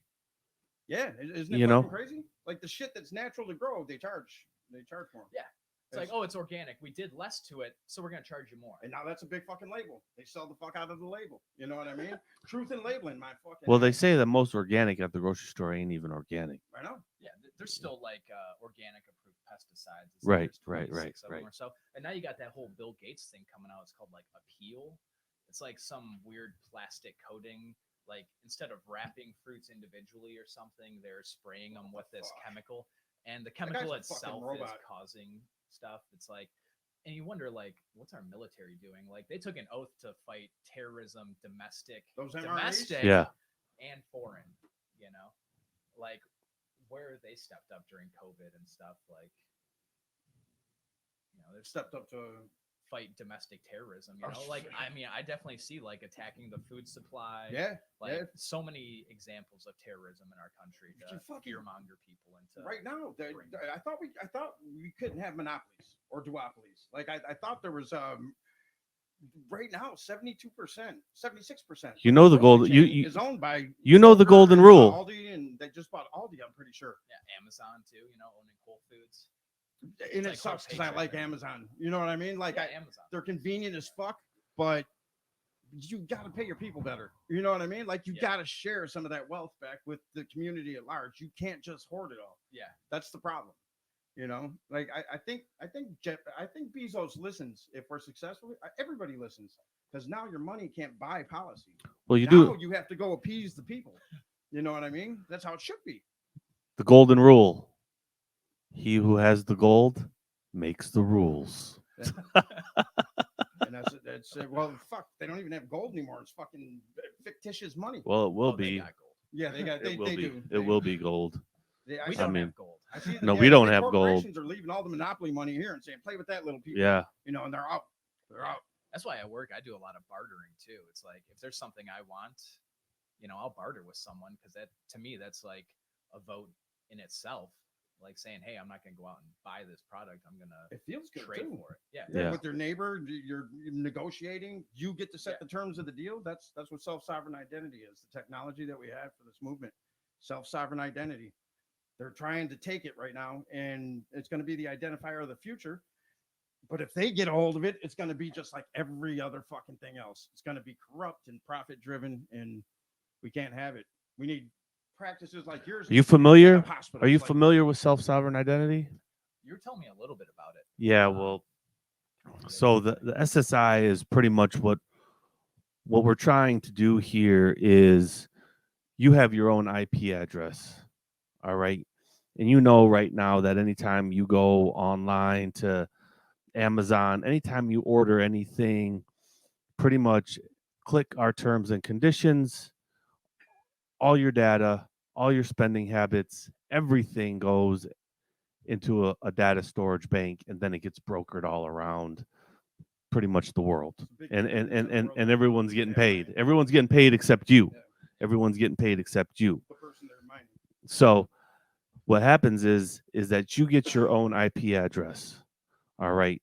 And instead of you clicking to the terms and conditions, They put- Amazon has to click to your terms and conditions and give you financial constant they Wow, pay I'm for your giving you likeness. my information. right. Yeah. And And here's you'll how get you use paid. it. Yeah. Something. And you'll get You paid. Use it like this, but not beyond that. And I want to be paid for my likeness, not a lot, but you owe some of that money back to the community. This is how we redistribute wealth without the government being involved. Pretty much your data is your like part of your inalienable right. It You is. know, that's how we look at it. It is. So like when you pop up on a website, it's like agree to these cookies yeah. or whatever. Right. You've Like sold no, yourself. you need to click agree to my cookies. Yeah, Right. Right. But we need a groundswell. That's what this is. So we didn't even know that we had this technology, and this guy, he's a genius. And he had to break away from a cult, his family, fundamentalists. And I can't say too much, but he understood that he doesn't care if he dies. He just disrupted the whole night. I can't say that country either, but the economy over there. He doesn't care because he knows if we don't have control of our identity going into the future, we don't have anything. You know what I mean? Like, so this would be AI programming integrity points. It's Martin Luther King's dream realized. You'll never be able to judge anybody based on anything but the content of their character because nobody else can tell the story. It's like you're thinking somebody's watching you. They're not. It's a Tesla frequency being here's integrity points. You know what I Right. mean? There's a higher, when you do things in light, it pays more. You know what I mean? That's brilliant. It's like the opposite of like that thing going on in China, the social Yeah, scoring. yeah, the social, yeah. Like, Yeah, yeah. you can't leave our country. You're not a good person. Right. That's what it'll be Who here. determines who's a good person? That's it. We should, you know what I mean? If we go to prison, we should be able to get out of that story by our actions. Yeah. You know what I mean? You should be able to go to a house of corrections and get freed on meditation time, just because you did it, then it's a real house of correction. Give them some bufo. Yeah. Why are we not doing that? Every prisoner should get bufo. Yeah. How much is it to raise a couple of toads in a prison? See, this is the brilliance right now. It's going on. But this is what we got to get to. What Bufo and We'll DMT. start our own prison. We'll just start going and snatching people like Bill Gates and like you got to smoke 10 rounds of bufo in order to get out of here, sir. Yeah, that would be great for him, because he's really, you can't fault the guy. He was an outcast. I mean, we've all got Bill Gates somewhere inside of us. Right. I mean, we're all We just have we're all reflections of each other. Well, You know? he was a nerdy outcast, and all his entire life has been computers. So he thinks like one. Population control. It's nothing for him to say. You know what I mean? He's like, no, we got to get the numbers. I'm not a doctor, but I know what you need. This vaccine. You need this vaccine. Have you heard of that book, Oneness versus the 1%? Yeah. No, By Vandana Shiva? Yeah, that's a Man, great it's book. incredible. It's a great book. They kind of just the title alone, I'm in. Oh she my lays God. out like the whole travesties that happen in India because of Warren Buffett, Bill Gates. No, Yeah. shit. It's a smackdown book. It's a smackdown. I'm getting. I probably It's an intense book. Yeah, I'm not a great reader, but it's on audio book, and I've probably listened to that book like at least 6 or 7 times. I mean, You hear that? Oneness, 1%. Podcasts and audiobooks are definitely one of the best things out there. I mean, if you're driving in your car, like anytime I'm driving to Ann Arbor and back, or road trips, like we're listening to audiobooks or podcasts, Yeah. And, like it's the easiest way to learn.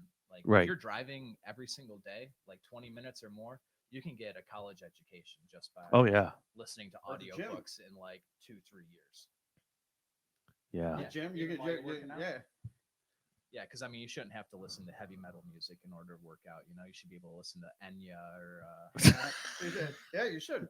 It does Yanni. Look, Yanni's on my. I'm not gonna do a personal best to Orinoco Flow. Oh, I think you could, man. Especially if you do some qigong beforehand. Yeah. I mean, that's a big thing too. Is balancing the forces in the body. Yeah. In order to get your best lifts, best exercises, having a good balance of yin and yang. Yeah, it's us. funny that you say that. I usually do all my martial arts after my lifts. I should probably do it before, There she is. Yeah, qigong is definitely the best before. Yeah. The strength and conditioning coach for I think it's USC football team Yeah. out in California. That was when I was first turned on to qigong. Was listening to a podcast with this guy. I mean, massive, super strong dude. But he gets he doesn't force the football players into it. It's like they choose themselves if they want to do it. And, all the guys who are doing qigong, like 20, 30 minutes before your workout, they're hitting like PRs way faster than the guys who aren't. Their bench press is like, well, it's all, you're harmonizing your chi, and if I have, if my chi is optimized, then I'm going to be at peak performance. My martial arts teacher, we were doing qigong a little while ago, a couple years ago, and he did this one particular set over the year. And so like right around February, you would start doing the spring qigong, and all these movements would be preparing your body for seasonal change, is how he put it.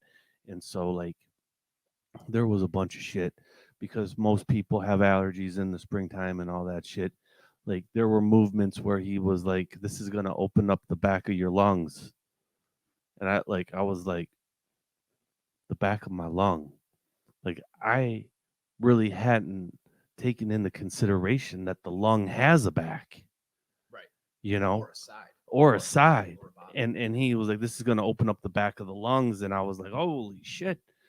And so then we did that set, and then in the springtime in May, right around May, we did a qigong set for the summer months, and then at the end of the summer you do it for the fall, and then at the middle of the fall you do it for the winter, and they're all different, and they change. The movements are all to adapt the body to get ready and prepare for seasonal change. And yeah, it was wild. We'll be here tomorrow morning. Perfect. Good read. Yeah, that's a big thing. A lot of people are separated from too, and like a big trigger for tension headaches, neck pain is people just being disconnected from their breath, like Oh, breathing, fuck, especially, yeah. and like breathing with your shoulders. Like we're supposed to be breathing with our belly. Like they say, take Buddha full breaths. You know, like that big Buddha belly you see. It's like you're supposed to be breathing with your belly Yeah. expanding front, back, to the side. And then on the inverse, you know, as much as you extend, you're supposed to exhale and contract, feel your navel go to your spine, and like try and vacuum in all directions. Yeah, there's a lot because of my guts hanging over my pants. there's a lot of different there's a I, you know, Amy taught me this one breathing. She was teaching me these this had to be like 5 years ago, 6 years ago, these kundalini breathing exercises, because she was like, your breathing is all fucked up, you know. And like, I've had asthma most of my life, and it comes and it goes, you know. It's not bad, it's not good, it just like sometimes pops up, and sometimes when I'm in Colorado it just goes away completely. But in Michigan it's a little bit more, prevalent. And so she was teaching me, I forgot what one, but it really stuck out. And she was like, breathe through your nose as fast as you can for like 30 seconds, and then like try to extend it and stuff like that. And I would do that while I would be like hiking mountains and stuff in Colorado. And it was great, you know. Just it just changed the whole frequency of my body, just getting that much oxygen going into the body changes. I notice perceptual change when like I start doing healthier shit, obviously. But Well, when you're functioning from your parasympathetic nervous system, everything's fucked. You know what I mean? Right? From your sympathetic. So Yeah. PTSD, cognitive processing therapy was, I thought I knew all kinds of shit, right? I knew everything. So because I knew it, I should be able to do it. That's how I thought about. So I really don't have to meditate. I know what it does. You know what I mean? Like I had to learn to feel first. Like, and that was painful for me because what I typically did was go into a fight or flight, some emotional flashback, fight or fight, flight, freeze, collapse. It taught me to question. You were talking about this earlier. With questioning. So all cognitive processing therapy was make sure I feel the visceral response. What I know now is any visceral response in this human existence, it's probably not attached to right now because we don't live for survival anymore. You know what I mean? Like, so I would quit. And now it's second nature. Question myself. I would feel first. I feel the hit, and then I could ask the question: is this attached to right now? 99% of the time, it wasn't. It wasn't attached to the moment. And once I could question myself, then I became mindful. You know what I mean? Then I didn't have to go into the emotional flashback, and it changed. It changed everything. What I've neglected is the body shit. You know what I mean? I know that there's shit stored in my body that I need to get out. Why am I not doing more yoga? Why am I not doing, you know what I mean? I got 11 floats stacked up at the float tank. well, What trauma the fuck am I trauma doing? yeah, trauma is all stored in your body and your organs. But it's got a good way of deceiving you too, to push you away from it, you know, become like your own worst enemy. Like, Yeah. it's like, do I want to dig it out? But I mean, a lot of it, you know, it can even be attached to DNA. Like you were talking about PTSD event, like a PTSD event creates a molecule that attaches, it's a marker that attaches to your DNA, and that can pass down to 14 generations down. Yeah. Like there's that book, It Didn't Start With You by Mark Wolin, and that's what his whole thing is about. Like he's a therapist, but he brings out these things where like people are trying to continuously commit suicide, and then they find out, oh, it was because of a familial thing that happened like 2 generations ago, and they pull it out, and then it's like never happens again. That's what ketamine did. And ketamine killed a lot of that conditioning. It reset my brain to where I wasn't susceptible anymore in the same way that I was. It was crazy. It was when I had the first near death experience. I've never been the same ever since. I knew what I knew is that the way I lived was false. That's what I knew for a fact. And now I know that when I go into a ketamine, I'm there consciously. I can do it consciously, but you'll see my body go tense. As soon as I go under, my body gets tense because it's my body's trying to break free of that shit in the float tanks. When you start going into no mind, sometimes I'm lucky and I'll fade into it, but usually my body's like, oh no, let's get the fuck out of here. You know what I mean? Oh, need to push off the wall or Yeah. do a little stretch. Yeah, I'm like, fuck. Yeah, man, I've had some crazy experiences in the float tank, I love that flow tank. especially using like a little bit of kratom beforehand. Do tell. Have you ever used kratom? No, I got a bottle upstairs and I've never. My cousin recommends it. You know, it's something interesting about it. It just has like a way of like Which one? really What relaxing. kind? I like the red. The red. Okay. Yeah, I don't do well on the white. The white like stimulates anxiety for me, so I'll mostly use red or green. Okay.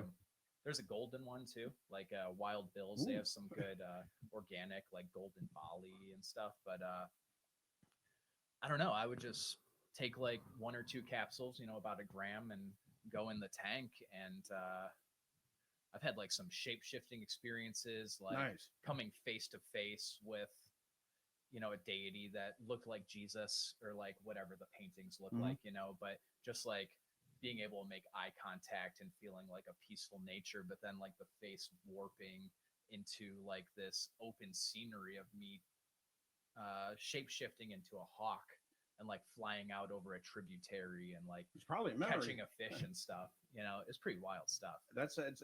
You ever memories take any are kinda nice. psilocybin and go to the float? I have not.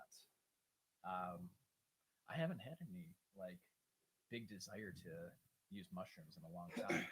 Like ever since using DMT in the past, like I mean, I guess the last ayahuasca journey would have been, you know, where I'm like, do I really need this anymore? Yeah. You know, I just feel like I can tap into that realm. You know, I have that physical memory of knowing that that space is there. Yeah. And yeah, I mean, just living, you know, life is like a practicing meditation, you know, Right. or Right. trying to in your best ways all the time. Yeah. How do you get people there? How do we get to practicing meditation? Yeah. I mean, there's all different types, you know. There's like walking meditations where it's like you would just stand there and imagine in your mind who you want to be in the future, and then picture, how does this person walk? How does this person breathe? How does this person talk? And then start walking into that form, you know, embodying it and just working on becoming it. It really is that simple. Like it's people think it's so difficult. I thought it was so difficult because I couldn't sit with my own thoughts. Like I judge myself. I'm like, oh, I suck at this. You know what I mean? I'm in a room by myself. Nobody's looking, and I could not sit there for the life of me. And but that's what it is. It's it's being mindful of the thoughts that pass through, and then letting them go. You know what I mean? I can go outside now and I can look up at the stars and I'm gone. Like, you know, 30 seconds, no mind, and then I come back. You know what I mean? I haven't done it in a while actually. I'm thinking 30 seconds is a long time of no mind. I don't always time it. Time and space collapses, so I don't really know. Yeah, it's a good time. But it feels like, you know, and it's not all Like the you're time. almost hitting samadhi there. So I'll grab this right here. I'll ground this chain, and then I'll look up. And if it's and I'll just focus on, you know, I know where the planets are, right? So I'll focus, and then if I'm angry, it's just gone. And then I come back to it, and I'm like, oh, okay, you know what I mean? Like I'm blessed, I guess, because I did put practice in. I didn't want to die, and I didn't want to be a shitty father, so I put practice into not being that, and that gave me these grounding techniques. Nice, man. Have you heard of biogeometry? Yeah. Yep. Have you heard of Ibrahim Karim? Like he Yeah. started that company, Biogeometry. Yep. He's got some really good stuff, man. Yeah. Like he's got those pendants like that have the symbols on them for grounding and balancing the body. Like we in our house, we have the whole home energy balancing system. Like Oh, do you really? you got the little tags on your like your main water line coming into the house, That's and then you fucking got it on the hot water heater, and then like the electrical box. But it's like just to balance the harmonies to make them more compatible to the human body, so it's not interference or like a stressor to the body. You have like little 90-degree L angles you stick on the windows to How balance good is those. that for people, and how simple? Like if the government actually didn't want the problems that it has, why would it not implement that? You know Yeah, what they I mean? could build them right on the cell towers or whatever they're Yeah. doing, like make them more harmonious. That was like his big claim to fame for the most part, was he went to like some town in Switzerland, or it might have been Sweden, and the whole town was having these health issues, and he was like, basically he knew the answer was coming from the cell tower, and they were like, well, what are you going to do? He's like, don't ask me what I'm going to do. I'm going to go out there and do it. And when you get the results, ask me what I did. And so he went out, did it, and everyone started getting better. And they're like, well, what did you do? And he talked about it, gave them the answers. And, you know, it just solidified that belief in them. Because if you come forward sometimes with telling someone you're going to do something crazy woo-woo, like just draw some symbols on something, they're going to be like, get out of here. We're going to find someone else. Like, Right. well, why are you coming to me in the first place? It's because nothing else worked. Right. It's like, you need that. That's where we are in society. Nothing else fucking worked. Nothing. We've tried pretty much everything else. What we haven't tried is love, compassion. And so that's what we haven't done yet with the golden rule. Why aren't we doing that shit? Right. You know what I mean? That's like the simplest things, right? That's what it comes down to. And a lot of things is what's the simplest thing. You know, that's one of the things I wrote down too is the easiest ways to be healthy. Yeah. Should be drinking pure water, a little bit of Celtic sea salt in it. It's mind, body, soul. If one's out of whack, you're not. I mean, you know, I like to believe that I am, and it is a trick, but I know, because I'll motherfuck somebody in traffic for no reason. You know what I mean? Like the other day, I'm like, you fucking idiot. Really, well, probably wasn't an idiot. Right. He was going a little fast, but the fuck was that? You know what I mean? I checked myself. I'm like, whoa, shit. I got to get back to my shit. I got to meditate. I have to get back in the gym. And it's funny. I know I have to. I'm not. I'm not, because I want to sit with this anger for some reason. You know what I mean? Not completely.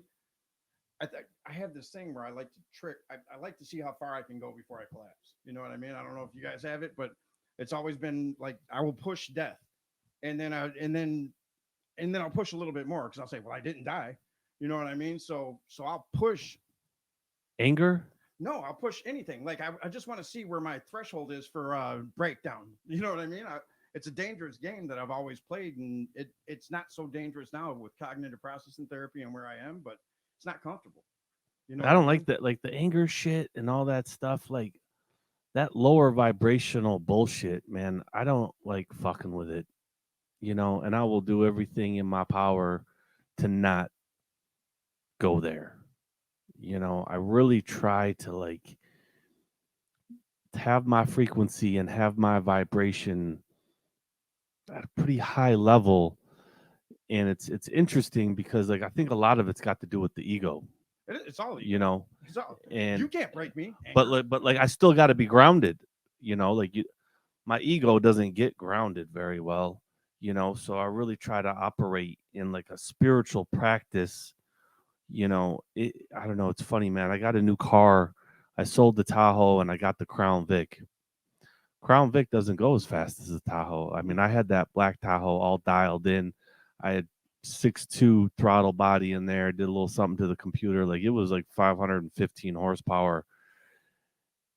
Now that Crown Vic it's just like a cruiser. And it's funny how like my driving has changed and like almost like there's like no hurry. There's no hurry to go anywhere. There's no because the car is only going to go a certain speed. I can't just punch it and it would do what it do like the Tahoe did.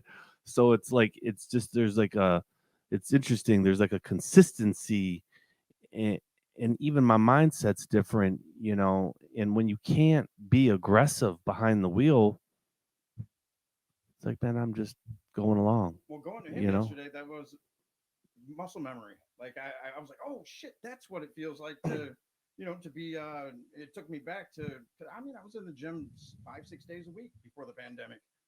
Meditation every day. It's so fucking stupid to not do 5 minutes of it. What the fuck? Like, what is it? Like that self-destructive No, I don't need that. Why not? Why would you not? I mean, you still got to get your meridian lines worked out, you know. Like for me, like that's why the martial arts comes in so handy is like you know, it's even if I'm just fucking around with like the basic exercises, that's still 35-45 minutes of just straight meridian line work. Yeah, I only do martial arts to bully people. That's the main thing. Yeah, muscles are like batteries too, though. You know, the more you move them, they're storing up that electrical current, storing up glycogen, building ATP. So You know, that's one of the best things En- about working. Entropy's a choice. It really is. I met this physicist out at the Conference for Consciousness and Human Evolution. She wrote this book, and I said, I think entropy's a choice. She was like, well, funny you should say that. And she calls the Big Bang the Big Breath, right? So she's like, everything is acquiring more information. We think it's degrading into chaos, but it's not. It's more information than you came here with. Yeah. And you're taking that. You're just transitioning different states of energy. I was like, you're fucking brilliant. I love that. I love that. The Cosmic Hologram, it's called. It's a great book. Nice. That's That's awesome. We got to talk about. Yeah. Let's cover all the process. points. Yeah, cover the points that you didn't get to cover yet. So somebody can call and book an appointment. Oh, that's my cousin. Right on there. Oh, so like my phone number 248. No, we got that. We got that on there. But I meant the notes that you came in with. Was there anything that? Well, one thing that I keep touching on was that book, The Fourth Turning. We're kind of coming towards the end of our fourth turning right now, which is like that big wheel in the sky. In the four spokes, you have the first turning, which is a high period. Then you have your second turning, which is an awakening, romantic, spiritual, like kickoff of civil rights movements, gay rights, all that stuff back in the like 60s and 80s. And then you have the unraveling period, which was 84 to 08 in our most recent one. That's not still going on. Right. That's like, that's what they call the hero generation. So people coming out. But that was like 9/11, wars in the Middle East start. That's the start of the unraveling. And then we hit the fourth turning, which is the crisis period, which is like where everyone's like, oh my God, the world's going to end. Jesus is coming back any day now. The world's going to shit. It's never going to be better again. And that's like all the political divide going on. Right. COVID-19, funny enough, like they wrote this book during the third turning, but pretty much predicted everything that was going to be happening right now, just because it's happened 80 years ago. So it, like the fourth turning or the whole wheel functions on an 80-year cycle, where it's pretty much 20 years for each of the turnings. So we're looking at 2028 to be the end of that fourth turning and go back into a high period. You don't Okay. think that shifted with Moore's law? The 20-year period? Because Moore's law. Well, they do have a question mark at the end. It's like 20 years on average, but when you look back for like the last crisis period, that was World War II. And then 20 or 80 years back from that, it was like Civil War. Industrial 80 Revolution. years back from that, Revolutionary War. It just keeps going back and back and back. They've been able to track it back throughout the ages. And now our civilization, according to Moore's law, and it's true, every 18 to 24 months, we take a quantum leap in human civilization with technology. Yeah. Which is insane. You can see it. It's insane that, so I just wonder if we're expediting these cycles. You know what I mean? Like, and it definitely compounds down and moves faster and faster. It was like, the guy who wrote Superman, his whole idea behind Superman was basically saying that, world records are constantly being broken. Yeah. Every single generation after us is getting better and better and better and better. And then one day people will be shooting lasers out of their eyes and flying around. Telepathy. Bulletproof bodies, It's like it'll happen one day. It might be 50,000 years from now, 100,000 years from now, but you just never know. Nanotechnology. I mean, if we can manipulate the subatomic particle to do whatever, like that's everything. That's the building blocks of all existence. So if we can manipulate that, which we can. I mean, I think the smallest particle out there is God. Yeah. Have you heard that book, God's Debris? It was a guy who wrote Dilbert, like the comic strip. Oh, no, Dilbert. shit. Yeah. I've heard of the he's book. Got some pretty philosophical books out there. God's Debris was like based on the idea that the only question God could ask God is, can I destroy myself and come back?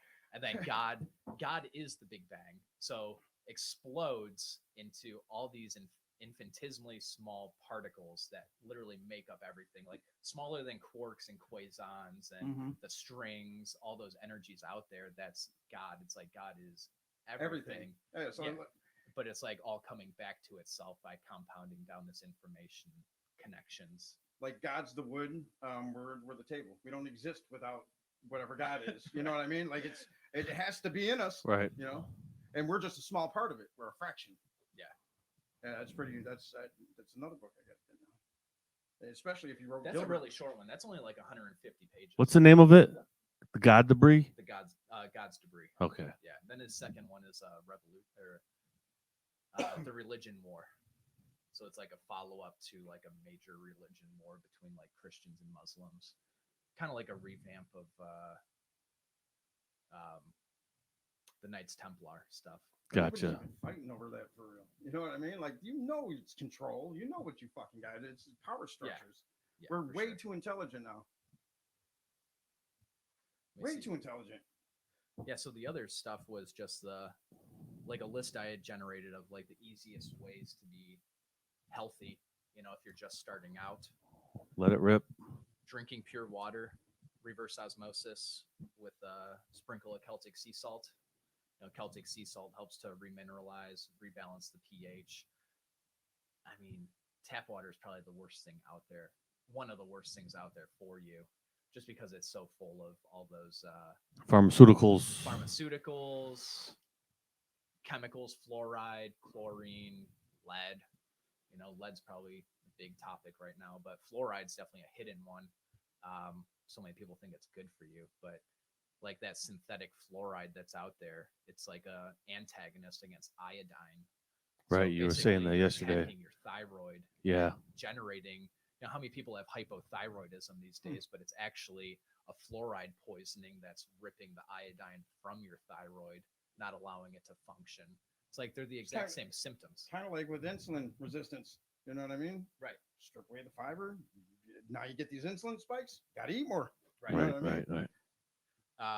Eating organic, whole food ingredients, like not looking for stuff that has words on it you can't pronounce, or like all your nitrates, polysorbates, PFAS, trans fats. The PFAS. Yes, the PFAS. But definitely trans fats is a huge one too. Yeah. Staying away from those plastic fats like canola oil, soybean oils, anything vegetable oil related is pretty harmful to the body. Like in that book I gave you yesterday, Healing as Yeah, Voltage, he basically talks about, you know, the voltage capacity of these fats. A plastic fat, a trans fat, only has the 20% capacity of electrical voltage that a normal saturated fat molecule has. Right. You're not doing any oil, are you? Are you No doing it? oils, Not even coconut? not coconut. No, I'm just doing butter, That's right. The ghee, butter. tallow. You're doing all fat.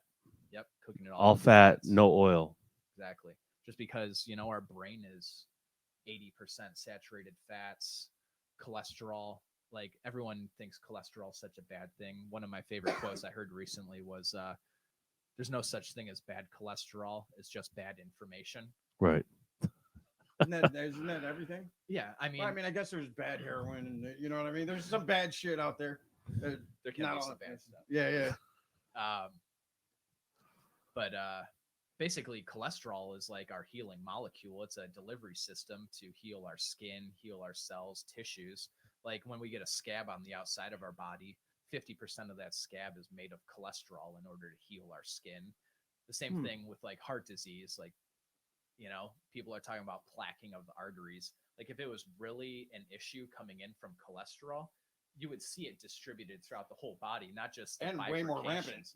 Right. Yeah. You wouldn't see it at just like the areas of highest pressure, which is where arteries are like splitting opposite directions or forking off. That's where they see it, is because it's a weakened area, because people aren't taking care of their body. They're not feeding their collagen, because around all of our blood vessels is like this chicken wire netting that basically supports the integrity of the vessel.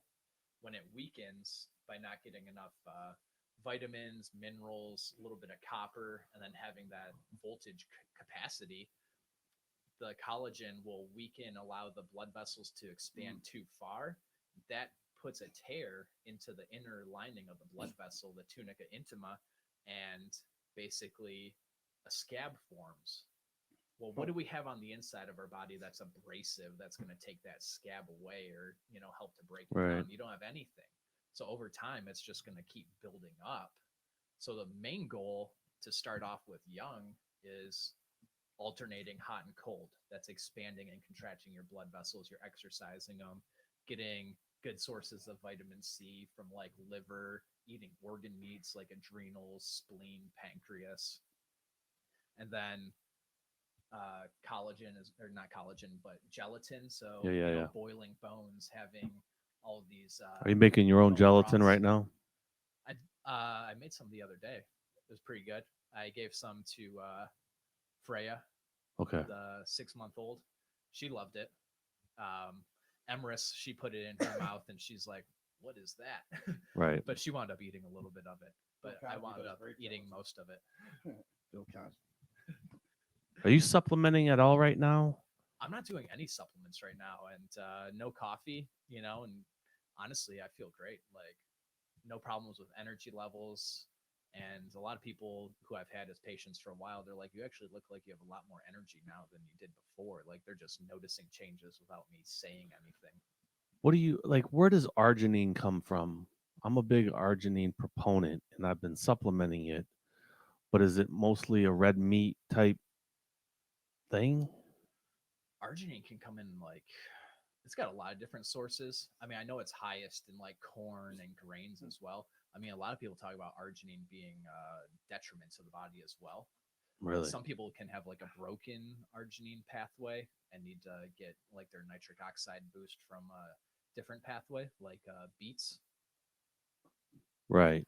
I know Uh, beets is a big nitric oxide because I do it for a lot of blood delivery stuff. Yeah, I you mean, know? nitric oxide is definitely a very beneficial compound to have in the body for that vasodilation. Is beets pretty much the main thing for nitric oxide?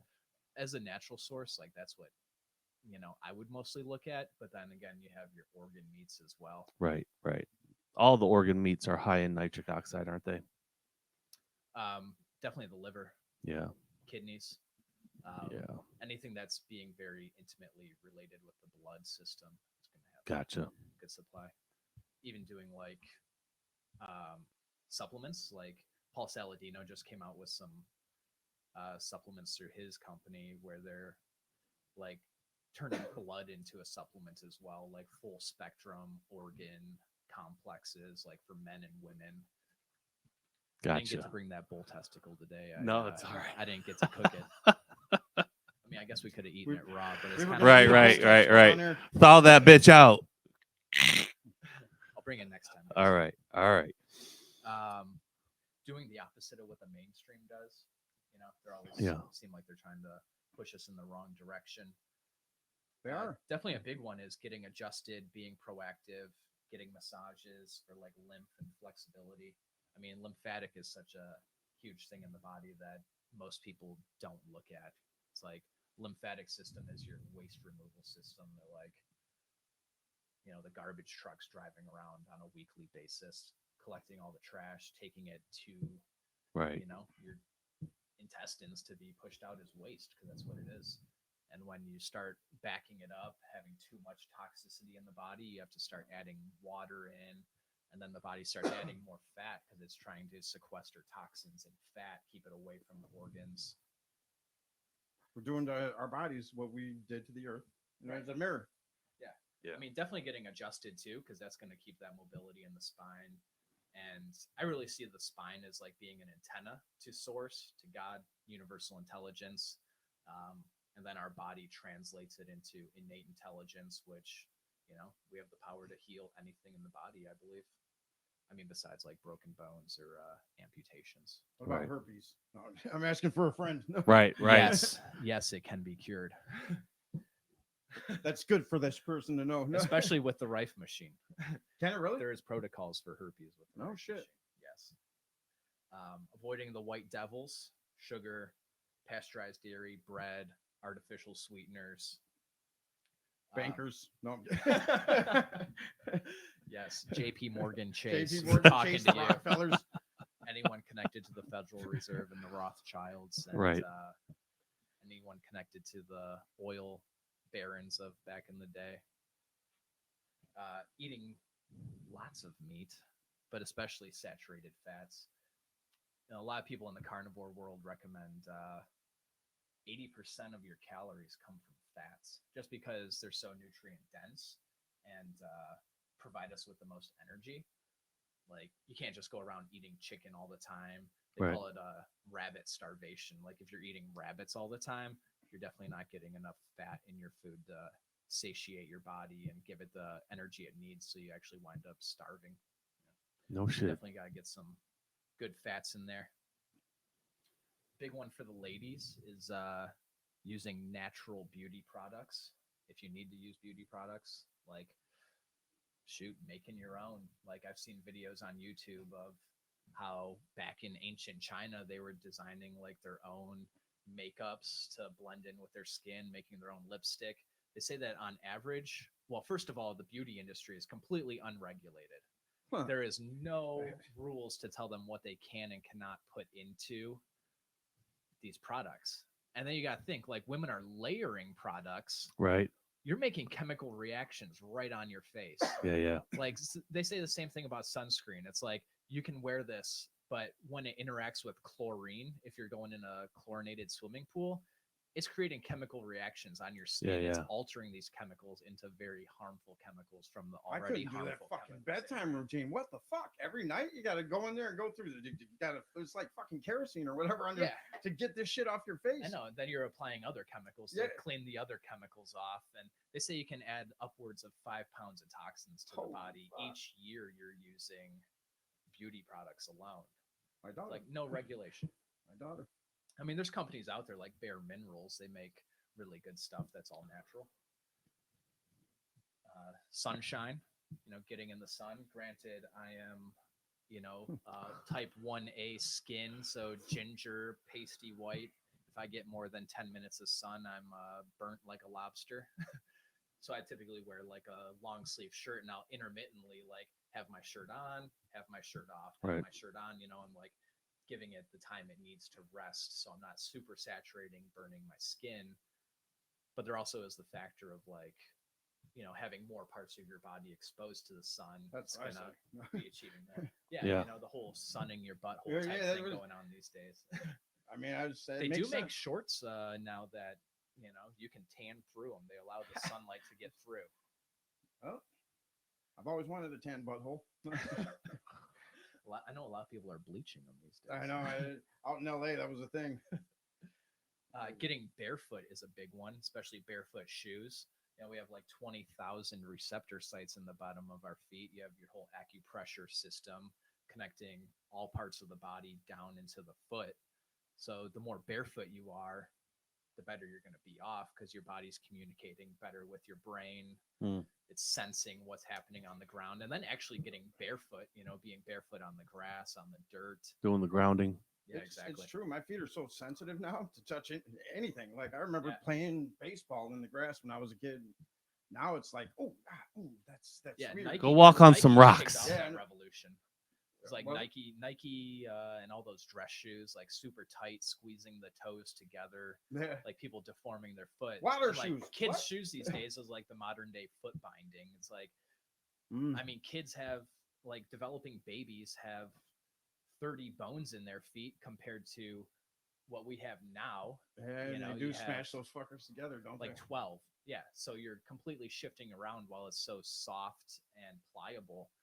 So, babies really shouldn't be wearing shoes at all, in my opinion. But you do have musculature that is like transverse. So like when the foot is open, you have it going across the toes, and it's sensing when that spread happens, when our foot is contacting and spreading on the ground. That muscle will reach its contraction point, and that's our foot's response to say it's time for me to turn into a rigid lever and push off. Mm. Whereas when you're wearing a shoe, your foot is so supple, it's not becoming rigid to push off. So we're No. deforming our feet. People are getting supple flat feet, rigid flat feet, just from wearing these shoes that have all this crazy arch support, all this like elevation to the heel. Women, the high fashion women, Yeah, The fuck wearing did high you do to your heels. feet? Like, Yeah, all the Yeah. time. try walking flat foot now. It's like your calf muscle is going to be feeling so stretched, it's going off fire the whole time. Yeah, it's like smack your back. If you make that face, somebody smacks your back, it's gonna stay that way. I have a couple of my exes. They were in high heels all the time, even when they weren't. That's how they walked, with their heel up and their Right. little calf stretched. I was like, oh shit, is Um, it worth it? some people say Some yes. people it is. Beauty is pain. Working out and working in, having that good yin yang balance. Good working in exercises are like working with the chakra system, doing chakra based exercises like lower body, core stuff, throat, even like rolling the eyes back and forth. You can, do eye exercises that are going to work the third eye, the crown of the head. Nice. Qigong, especially for working in, even like your more yin style of yoga and martial arts styles as well. And then you have your working out, which is where you're more yang, you're burning things, you're breaking down musculature in order to bring it back stronger. And then big one is family time, but also alone time, finding the balance between those two spectrums, like being able to be consciously present with your family and connecting with them, but also being able to go off and connect with yourself. Right. And, be able to tap into that. Yeah. meditation We were having, state. I had that conversation with a friend last night at dinner, having the time to be alone and like connect with yourself and connect with your creator. Cause we were like, I don't know, the conversation came up like how, like, I don't like to be around people all the fucking time. Yeah. Like I'm not one of those people. Like there's times where it's like, I'm going to go work out by myself. I'll go out to eat by myself. I got no problem with that. In fact, I love it. So do I. I really don't need the conversation. like, right. Like I'll go sit down at a restaurant and I'm by myself, an omelet, whatever. And just, roll solo. And it's helpful, because then when you're going to be interacting with other people, it's like I've already had that time to connect with myself.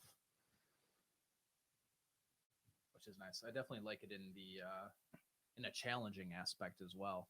Floating can be kind of challenging. Yeah. Especially when you're Floating is a challenge. Floating is a motherfucking then the challenge. sauna or even cold plunge. Yeah. Have you used the fire and ice room at Motor City Float yet? No, not yet. I know that they were getting the cold That's right. plunge. We're supposed to go together. Yeah, I know that there was they had the cold plunge right when I was leaving, but like that's probably the thing I want to get into the most right now is the cold plunge. You done that the cryo spa? No, I've not done the cryo spa. I had a membership over to Equinox for a little while when they first opened up in Birmingham, and like it was like 185 a month. It was a little bit out of my price range, but like I probably stuck with the membership for like 6 months, and I couldn't really, like, I'm talking like 2 minutes in that cold tub was about all I can do. Well, I'm talking about where they freeze your fucking ass like that. So I went to it's cryo spa. So they Yeah. it was through Motor City Motor City Float. That's where I got the discount. So I went over there and it was insane. Like that fucking shit was cold. Like it was stepping into a nitrous tank or something. It was just blast you for like 2.5 minutes. Does Motor City have the cryo or Cryo? Yeah. No. It's just a cold tub. I mean, I guess that's technically cryo, but they're not spraying you with nitrogen. What's the temperature? Negative 200 something degrees or something. It was crazy. Yeah, for nitrogen. The float tank or the Like 40? cold plunge there is 40. Yeah. I mean, the only thing is like you really need a bucket of ice in there with you because as you're getting in and out of the sauna into the cold plunge, doing your rounds back and forth, like that expand and contract, the heat does transfer to the cold plunge a little bit. So bring a couple bags of ice. Yeah, so it'll like warm up, so like maybe your last round you're about 48, 50 degrees, especially if there's two. What of is us. it, like an hour? You're in there for about 90 minutes actually. 90 minutes. Yeah, No you get shit. an hour and a half in there. Yeah, I'd like to do that because I was thinking about that. Like they say that most health benefits right now, like the hot tub's nice and all, but like cold plunge is really where it's at, especially if you're older, Yeah. you know, and you're trying to heal. Former power lifter, you know, the I mean, knees. I think the cold definitely accentuates your problem areas too. Yeah. Like your overworked areas. Oh yeah. Like I have a hard time keeping my hands and feet in there. Hands, I just use them so much at work all the time. Yeah. I'm like, I gotta have my hands out of here. It's like it's like pins and needles freezing my fingertips off. I'm like, I gotta get out. Nice. And the last one would be finding natural solutions versus synthetic. I mean, natural is always more congruent with the body. It's gonna like, I believe plants, you know, from a carnivore aspect, plants are to be used intermittently. Like there are survival and healing foods. It's like they're not fully gonna kill us off, you know, unless No. you're overdosing on No. certain plants. But like they're there to heal you, take certain things out, especially if you're living like a standard American diet. Like, of course, veggies are going to be better for you than, you know, fast food. So Right, Like- right. Says who? I don't believe that. It's Anyone nonsense. with a brain. I just You'd be surprised. Like, so many people are out there arguing, like, I know. oh, I went to McDonald's and I got 4 all beef burgers. Like, why? all beef? Yeah. Like, you really think that's all beef? Yeah, Like, no. they said it is. You can say a lot of things. I know. Like- You're allowed to have how much feces? There's so many false labels out there, like that are just meant to trick your mind. truth in Like, labeling. Yeah. Yeah. So it's really whatever they pay off, they can say. Yeah. The whole organic All fucking natural. thing, man. all natural. Like anyone can say all natural. It's just like saying I have the best pizza in town. Anyone can say it. It's just a generalization. Ain't that bullshit? Yeah. Everybody's got the best fucking pizza. Yeah, you know you don't have the best pizza, and you're Right. still saying it, and you don't care if people come there and it sucks. It's bullshit. I lift things up and I put them down. Yes. It's all good. It is all Um, good. Yeah, I mean, so you got the number. I'm telling you, yesterday I was heightened. I was wanting to kill somebody. Not really, but I felt that way, and instantly, like, so it's probably, you know, everything has an equal and opposite reaction, right? So I'm there, and then what you were doing, the foot thing and the adjusting worked. So it gave me the opposite, complete opposite. So I was like, Yeah. I was ready to conk out. I was like, oh, this works. That's like 50% of people. So 50% of my patients will either leave saying, damn, I feel really high right now. Like energized, you know, those are the people who I see that are normally like kind of on the slower, Yeah. like more relaxed side of things. Like I feel high, like I just smoked a really fat joint right now. That makes sense. And then the other half, they're like yawning as they're leaving. They're like, oh, I need to go home and take a I nap. need They're an like, Uber. I was thinking about going to the gym after this, but now I'm like, I just want to go to sleep. I'm like, that's your body tapping into that parasympathetic state, you know, because we're asking the body, we're not doing anything invasive to the body. It's like, you know, You I'm can't get using very anything better light, than that, right? gentle instrument adjusting, doing energy work on the body, doing all these energetic listening. clearings, and then tuning with the Tibetan singing bowls too. You know, like Yeah, I prefer yeah. the metal singing bowls over crystal, which is nice. The metal bowls are kind of Okay. unique because it's like the combination of the 7 auspicious metals, which Right. like correlate to the planets. So they compare it like a community coming to support you, whereas the crystal bowls are kind of like a prescription drug. Kind of Tibetan. Yeah, it's the sound. It's a little one. There's some people that got skills. Like at the Yeah. Those are the harder ones to spin, you know, keep them going. man. The crystal ones really get humming, like Do they? Aaron Eschenberg from the Eschens, or Oh, from the Aarons? Aarons. You know? Yeah. He man, he was playing it was like a 24-inch C bowl once, and Oh. man, I felt he had some music going. I literally in my mind shapeshifted into a wolf and was like running with a pack of wolves, and it was the most powerful thing I'd experienced at the time. It was pretty incredible just from a singing bowl, like Does it create reverberating frequency? through my body. Yeah, Yeah, frequencies are everything, man. Everything is frequency. There's a pretty awesome book out there too called The Body Electric.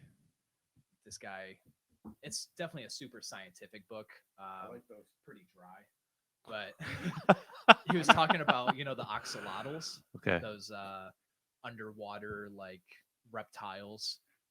They grow their limbs back the fastest. Like you can cut off a leg and it grows a leg like in a week or two. Well, they found when you were to chop off that limb and it starts growing that initial nub, they could cut off that nub and move it to a different region of the body, and it would produce that part of the body that they moved it to. Oh, So like it already has a head, but they would put that there and it would like produce a second head. Oh no shit. Yeah. Or like they would put it on the tail and they didn't cut off the tail and it would give them two tails.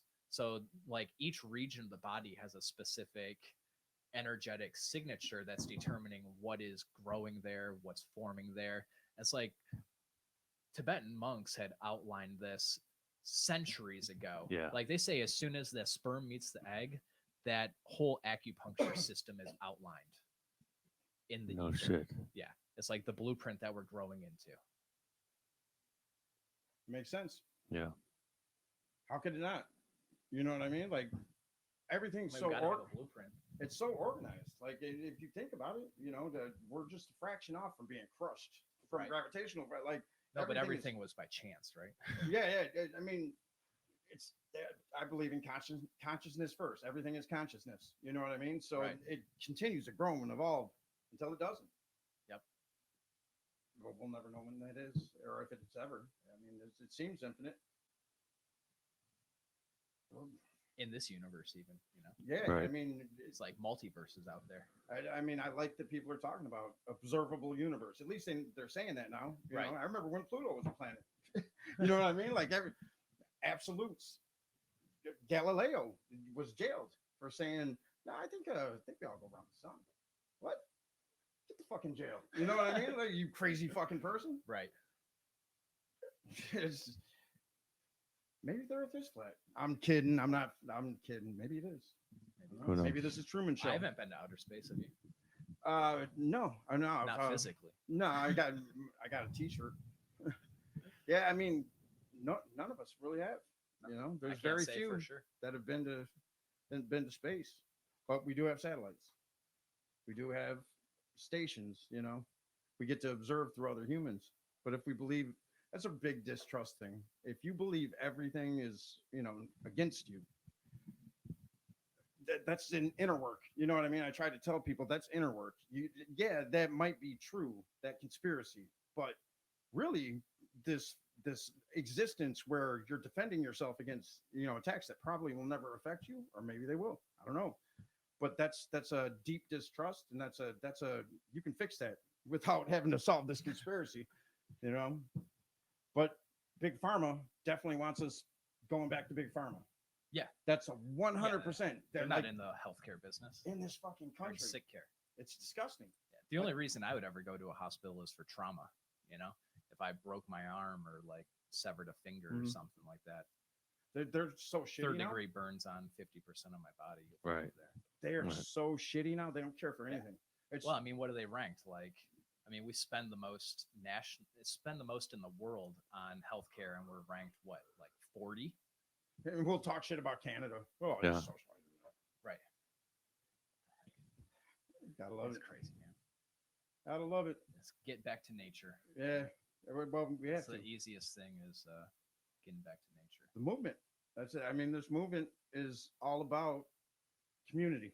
That's what it is. It's about community, and it's about look. There's way more of us. What the fuck are we doing? Right. We know there's a better existence. It's right around the corner. We gotta break free of our fear mechanisms. That's why you go to Dr. Brad, and you go to Motor City Float, and you go to the gym. And I'm giving myself advice right now too. I got to get back to pre-pandemic. You got to honor those 4 doctors. Hippocrates outlined our 3 doctors: Dr. Happy, Dr. Diet, and Dr. Quiet. Yeah. And then Paul Chek outlined the 4th doctor, which is Dr. Movement. I mean, because back in the day of Hippocrates, who wasn't moving their body? Right. Like everything Right. was physical back then. You Everything. don't have all these desk jockeys sitting, working Right. behind a computer. I mean, what percentage of our population works behind a computer sitting like half the day? I mean, how Are you gonna sit half of your existence behind a computer? Sports are gone from schools, and a lot of it's like, what the fuck is going on out here? They don't even get it at school anymore. My Trying kids to. are dormant. Well, that's what they want. They want you to have like a society that can't be a threat.